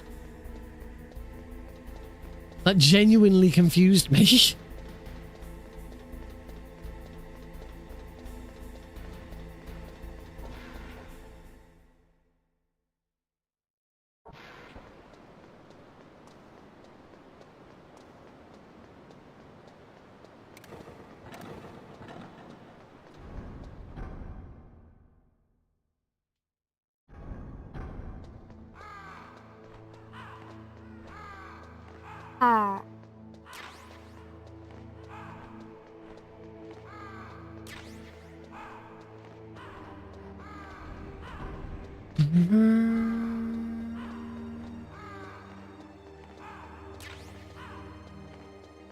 Your pretty good sound is out of stop. Out of stop.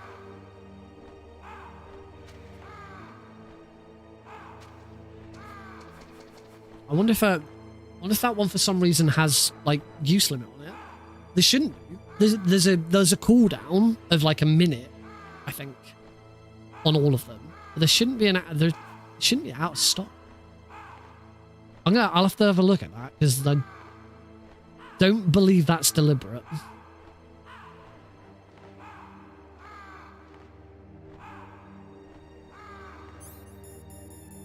What am I doing? There we go. It's cold. Right, we do want to go and grab the spare stinger ammo.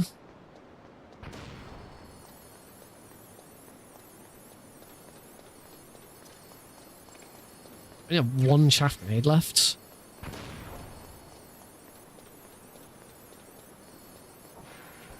Which I need, which I must have for the blast furnace. Well, do not equip the cigarettes. Jesus. If I accidentally equipped cigs now.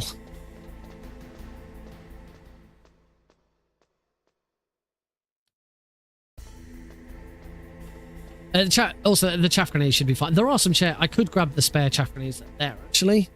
But chaff grenades should be fine. So I could throw... The next one I'd throw... And I'll use the stinger to destroy the... I don't... You might be right. Cigs might just take you down to the lowest health, but not actually kill you.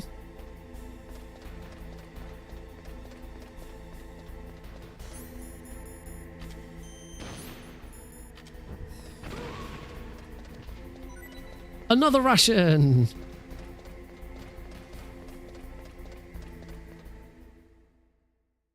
It doesn't kill you.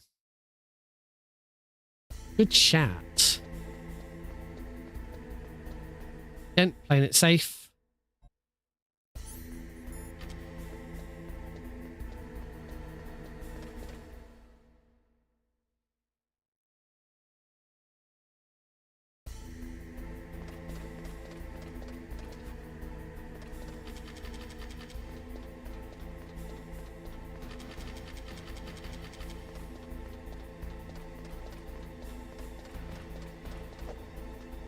No, the drainage ditch definitely can kill you.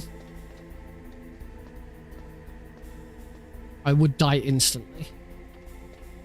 Well, maybe I think it might take half a second or something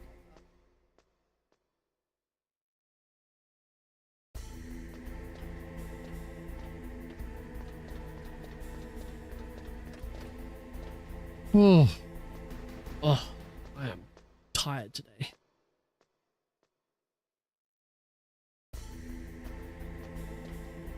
Long day.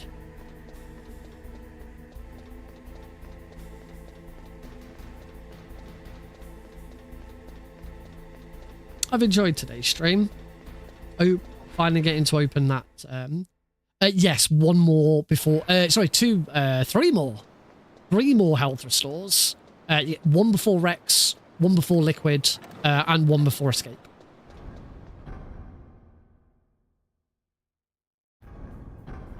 So yeah, there are five in total throughout the game. I don't think there's any. We don't skip any from not doing all bosses. I don't think.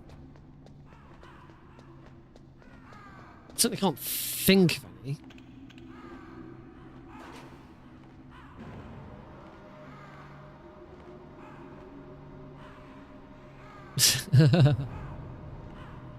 Yeah, that was the main focus of the stream. That ended.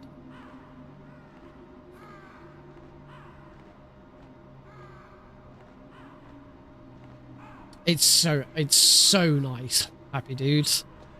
It's such a nice game. Yes, we did start the stream with hoovering up my desk so that I wasn't going to get crumbs and hair and crap everywhere. And we did almost get a crotch strain.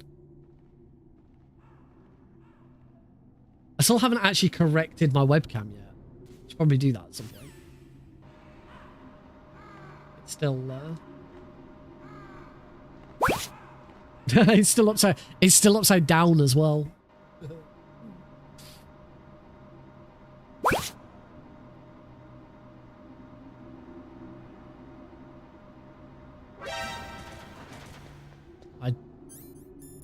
I want to shoot it with the stinger. I don't know if it starts shooting you like that. Whether or not it can kill you. If you just stand there.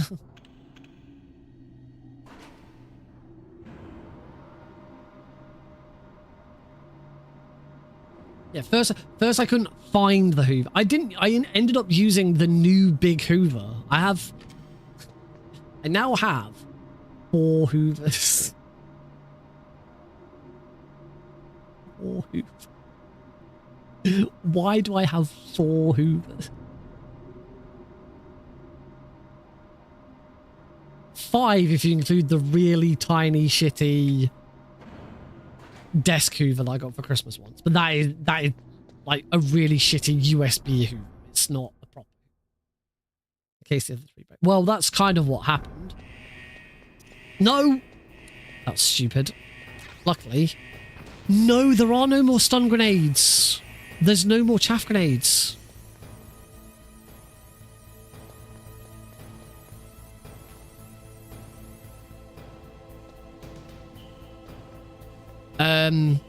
Shit.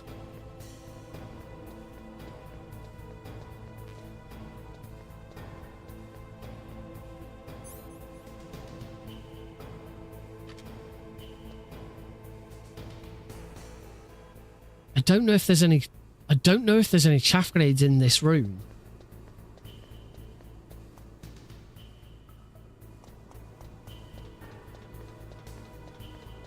That's C4.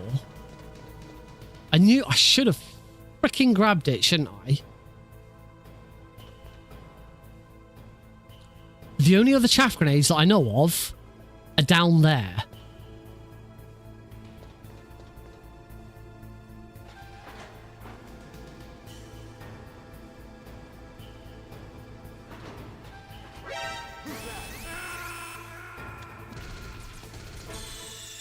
But I don't know if you can get to them. I don't know if you can get to them without taking a hit. All right, two deaths then. I still got to be careful in here.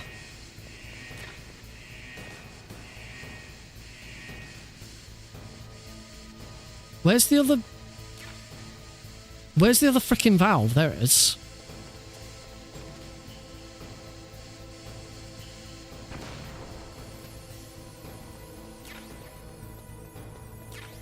There's chaff grenades there, but I don't know if you can grab them without getting hit by the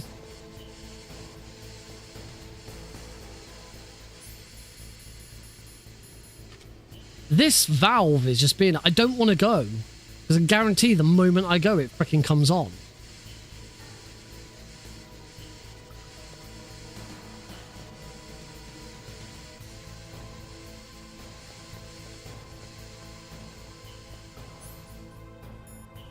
Vice Big Boss.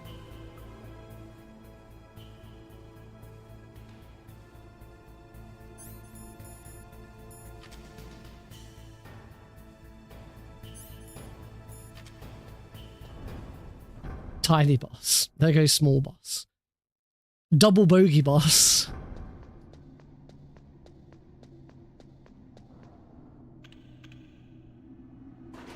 God damn it. This was even worse because a really dumb death. Because I decided to throw a frickin' chaff grenade at the wrong time. Idiot. What a dumbass.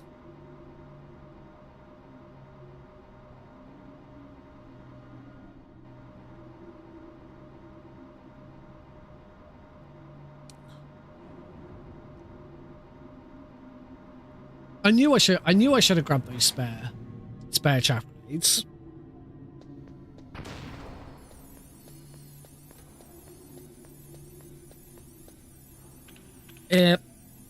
Apparently so.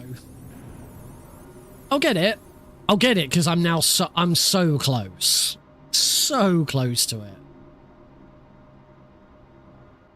Could have been worse. I could have still been on track.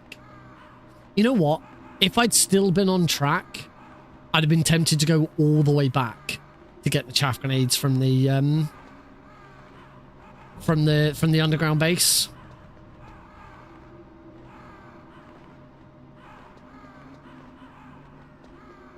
Look, I'll take my anger out on the Ravens.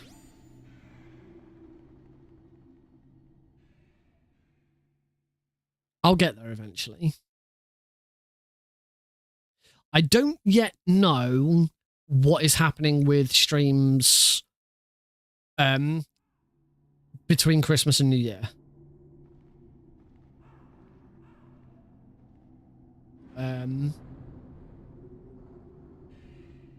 Next week, Tuesday is Christmas Eve and Thursday is Boxing Day.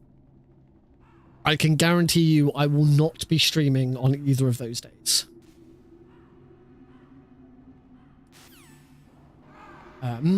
However, the week in between Christmas and New Year, well, no, because Tuesday's New Year's Eve. Yeah, Tuesday's New Year's Eve, so I won't be I'm not streaming New Year's Eve. I don't know what I'm doing New Year's Eve.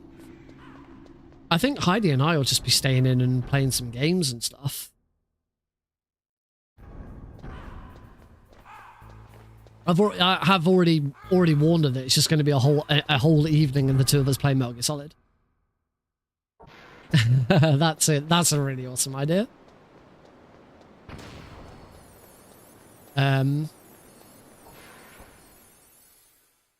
Heidi and I haven't done anything for New Year's Eve in a very long time. More often than not, in the past few years, obviously things changed with Alex, but for quite a few years, we just played games online with friends. You know, either tabletop sim or Jackbox or a little bit of League of Legends and stuff like that. Just had a whole evening of playing weird and fun games. Certainly haven't been to a New Year's Eve party in a very long time. Partly because COVID happened and that stopped a lot of it. Just people have been all over the place and things like that.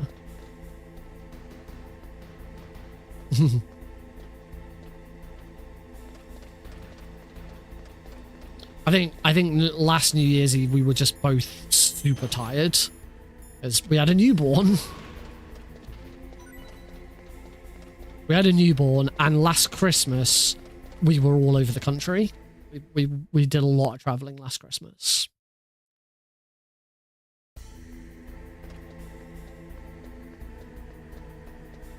This Christmas is just me, Heidi, and Alex here at home. Last Christmas was spent at my parents'. We visited Heidi's parents as well, but Christmas Day was spent with my parents. It's first Christmas with their grandson. And we only did it that way round, and the body.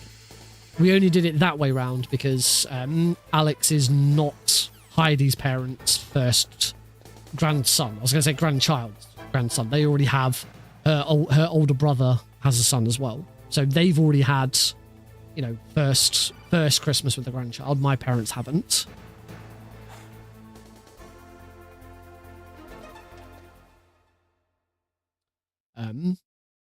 So yeah, I think we then went to them on Boxing Day.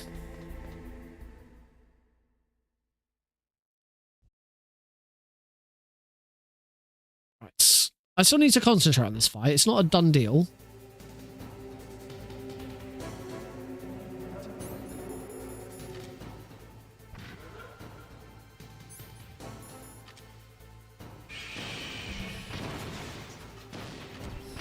So it still should equip the body armor. It does reduce the damage you take from... It still does reduce the damage you take from... Let's not do that one. From the machine guns. Let's not do that one either. A little bit slow, that, but... it's nice, isn't it? It's the first time in the game we see it that big. It's the first time we see it that big. I've never seen such a big health bar. Oh, Snake, your health bar is so big.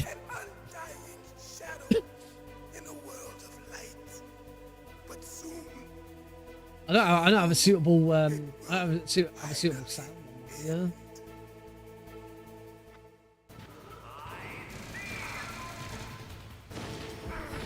What?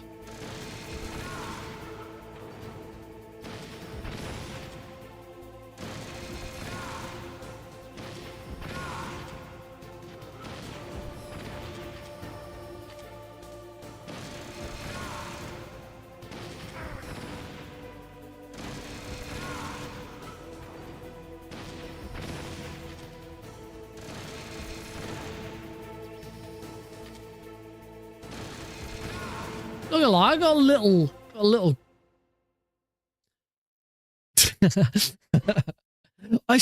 Did we ever get to the bottom of what Blues was actually trying to say? Blues, if you're still there, what were you trying to say at that point?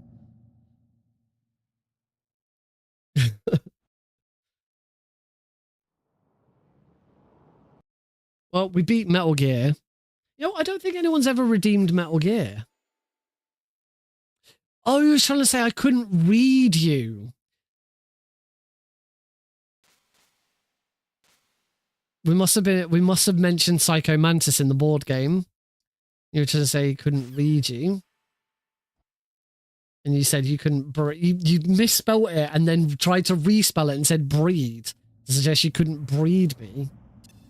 If you win, you might still be able to save her.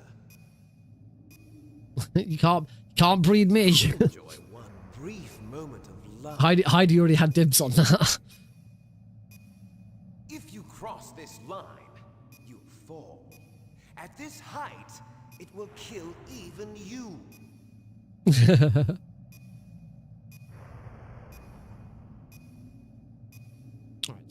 Alright. So we're gonna get through this.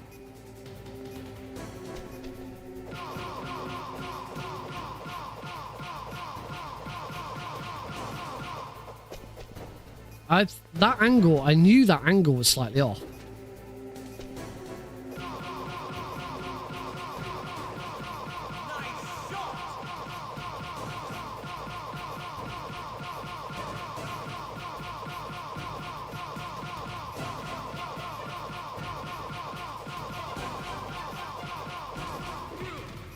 Yay.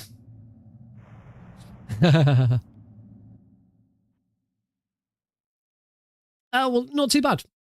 Didn't take any damage. Would have been fine for Big Boss.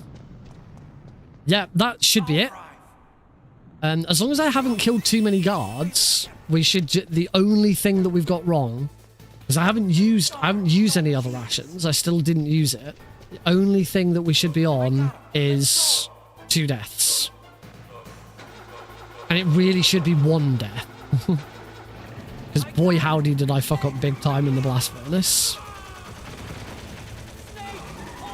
Note to self: if we're doing this attempt again, get the extra chaff grenades, and play it safe with the cameras in Tower B. Those are my 2 notes. But we should return. We really should return to this. I shouldn't give up. We're so close.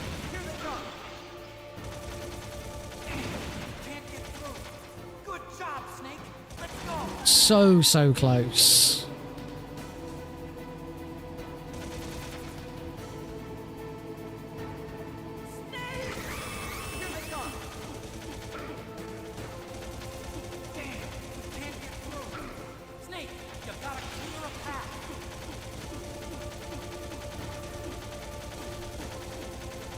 It would. Let's say, but I don't think I can.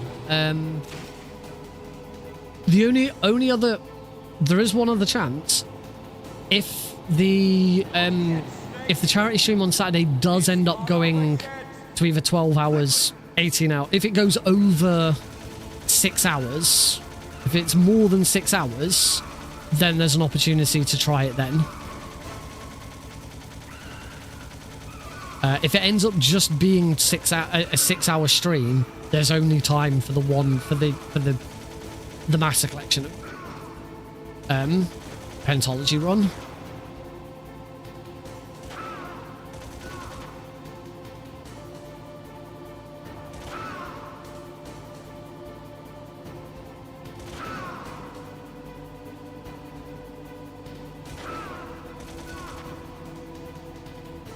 Well, there might be enough time.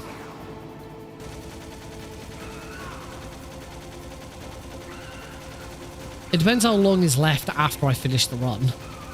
If I finish the run and there's, and there is still over an hour left, I don't mind running over a little bit.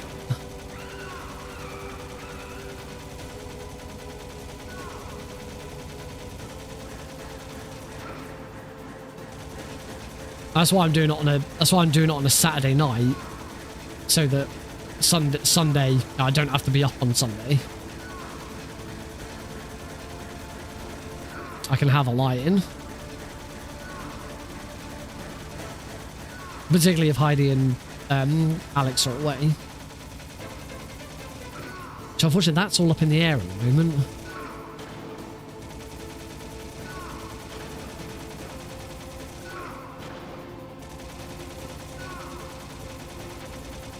There we go. Assuming I haven't killed too many guards, which I'm pretty sure I haven't, because in one of my attempts where I did kill too many guards, I would have like died a few times and had to redo stuff and kill, like, whenever you do the certainly whenever you do the elevator fight, the cargo elevator fight, if you die and you redo it, you kill those guards again.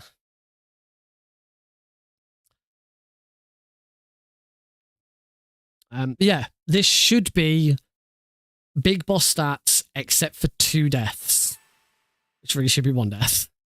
Because 1 death is really fucking dumb.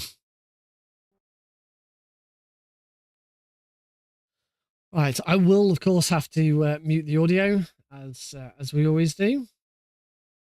Let's head on over to that other scene so you can see my nice lovely face.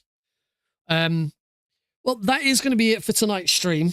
We will watch through the credits, don't worry, because I want to see what the score screen looks like at the end.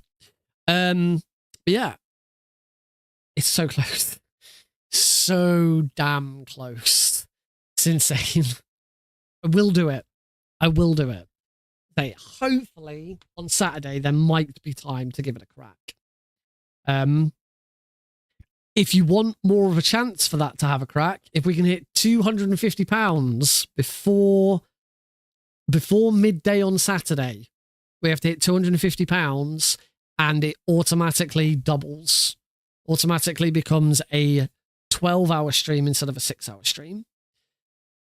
If we hit £1,000 before the end of it, it becomes a 24. Well, it adds another 12 hours. So has the potential to be a 24-hour stream.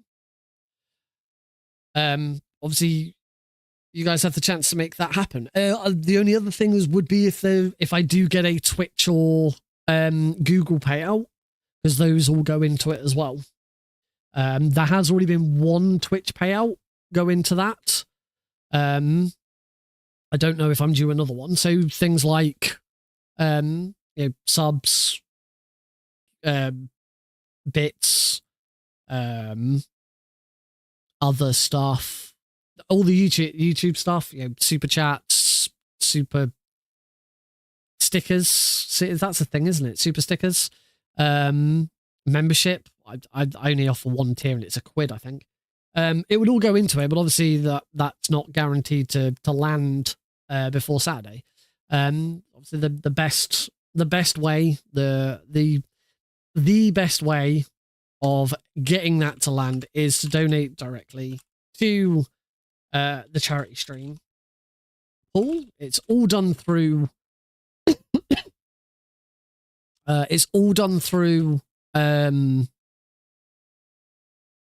that's not gonna, oh, that's because it's ignoring.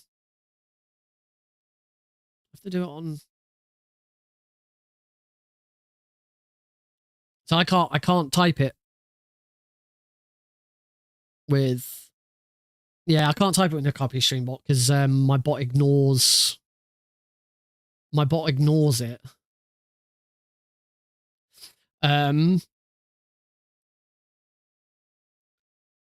So yeah, someone else will need to type it. Can I type it myself on?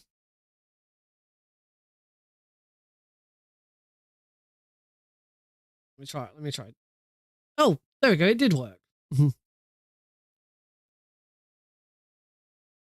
It worked eventually. It was just massively delayed, apparently. But yeah, if you are interested in seeing Saturday's stream take place on Saturday's stream go on for 12 hours, then we do need that number down there to be £250 before 12 p.m. GMT on Saturday. That is where I will run all 5 games in the Master Collection back to back in an attempt to beat the world records. It's going to be fun. I'm going to be on speedrun.com's front page as well. But before then, there's no standard stream this Thursday. I won't be doing a normal stream on Thursday because instead I am running the Master Collection Trilogy for really, really longathon. So if you're interested in watching that, check out. Really, we're gonna raid really, really longathon at the end of this, because they're live throughout the whole of December. It's crazy. I don't know how they do it. Somewhat they are currently on Zelda. Is that Echoes of Wisdom? It is. 100% run of Echoes of Wisdom is currently on right now. Runner by the name of Photon. And they are 4 hours and 30 minutes into an 8.5 hour run. So they're just past the halfway point of a 100% run of Echoes of Wisdom. So we will raid that at the end of this, but we want to see that score screen. If you only joined sort of halfway through the stream and you missed the first half, during the first half, we opened up this bad boy, the Metal Gear Solid board game. It was my Christmas present last year from my wife, Heidi. And it finally turned up on Saturday because it's been kind of in a bit of a development hell. It finally turned up on Saturday. We opened it today and looked through it. It's a gorgeous game. I can't wait to actually play it. Yeah, it was a lot of fun. Really, really enjoyed opening this. The VOD for that opening will go onto my YouTube channel. Yeah, if you do want to check that out, keep an eye out. I mean, you can go and watch the VOD on Twitch if you want. It's easy to find that, but I will highlight it and then post it on YouTube, so it's easy enough to find. I don't know when I'd intro it. Do I include hoovering in the VOD? Probably not. I think that would put some people off. We'll probably just go straight into the unboxing bit. But yeah, it was a lot of fun, and hopefully, if I can figure out how I do it on stream, once I understand how it works, I'd do maybe that's the other thing to do next year. There's loads of missions. We just in the VR missions alone, we calculated there's 6 hours worth of VR missions. That's not even including all the main series, the main story. So that could be the other thing to do. I could Tuesday night speedrunning, Thursday night Metal Gear Solid board game, because you can play it one player. It's a bit, well, might feel a bit lonely. But I will have a look and see if anyone's doing anything. There we go. That is apart from, I'll swap the scene back over. That is, apart from those 2 continues, the closest I've ever gotten to Big Boss. Let's grab a screenshot of that. I think, yeah, I did hit that. That is the closest I've ever got. I was same number of enemies killed. I'm one enemy under. You're allowed 25 kills. Well, I'm on 24. There's not a lot I can do. Oh yeah, that's true. How is it got? Have we only got one more? Can someone send one more message? Because my own messages and my Streambot messages don't appear in that chat. There we go. Right, we'll take another screenshot now. There we go.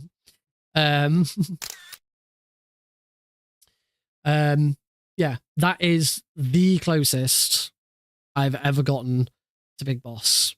one of those deaths was really, really dumb, and we shouldn't really worry about it. It was really dumb. But the other one was serious. I can do this.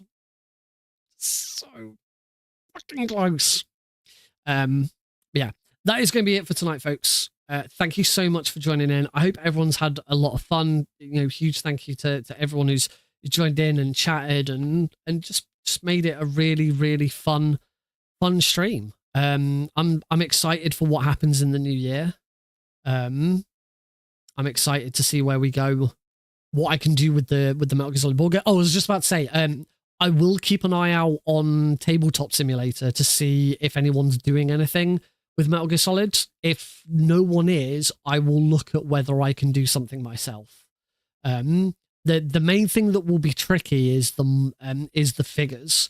You can build figures on Tabletop Simulator, but I have no idea how I go about doing that. I could take a photo of them and have flat things.